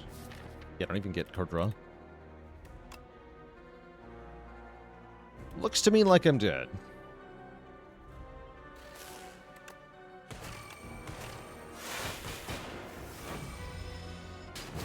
GG. Kind of an expected outcome. I do feel like Bias Cog didn't make a very good boss relic, especially partly because the deck was too big for one card to be that much of a difference maker.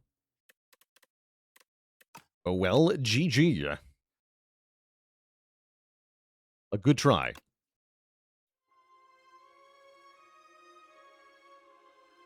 Alrighty, chat. That's all the time I've got for us today, so I am going to be winding things down here.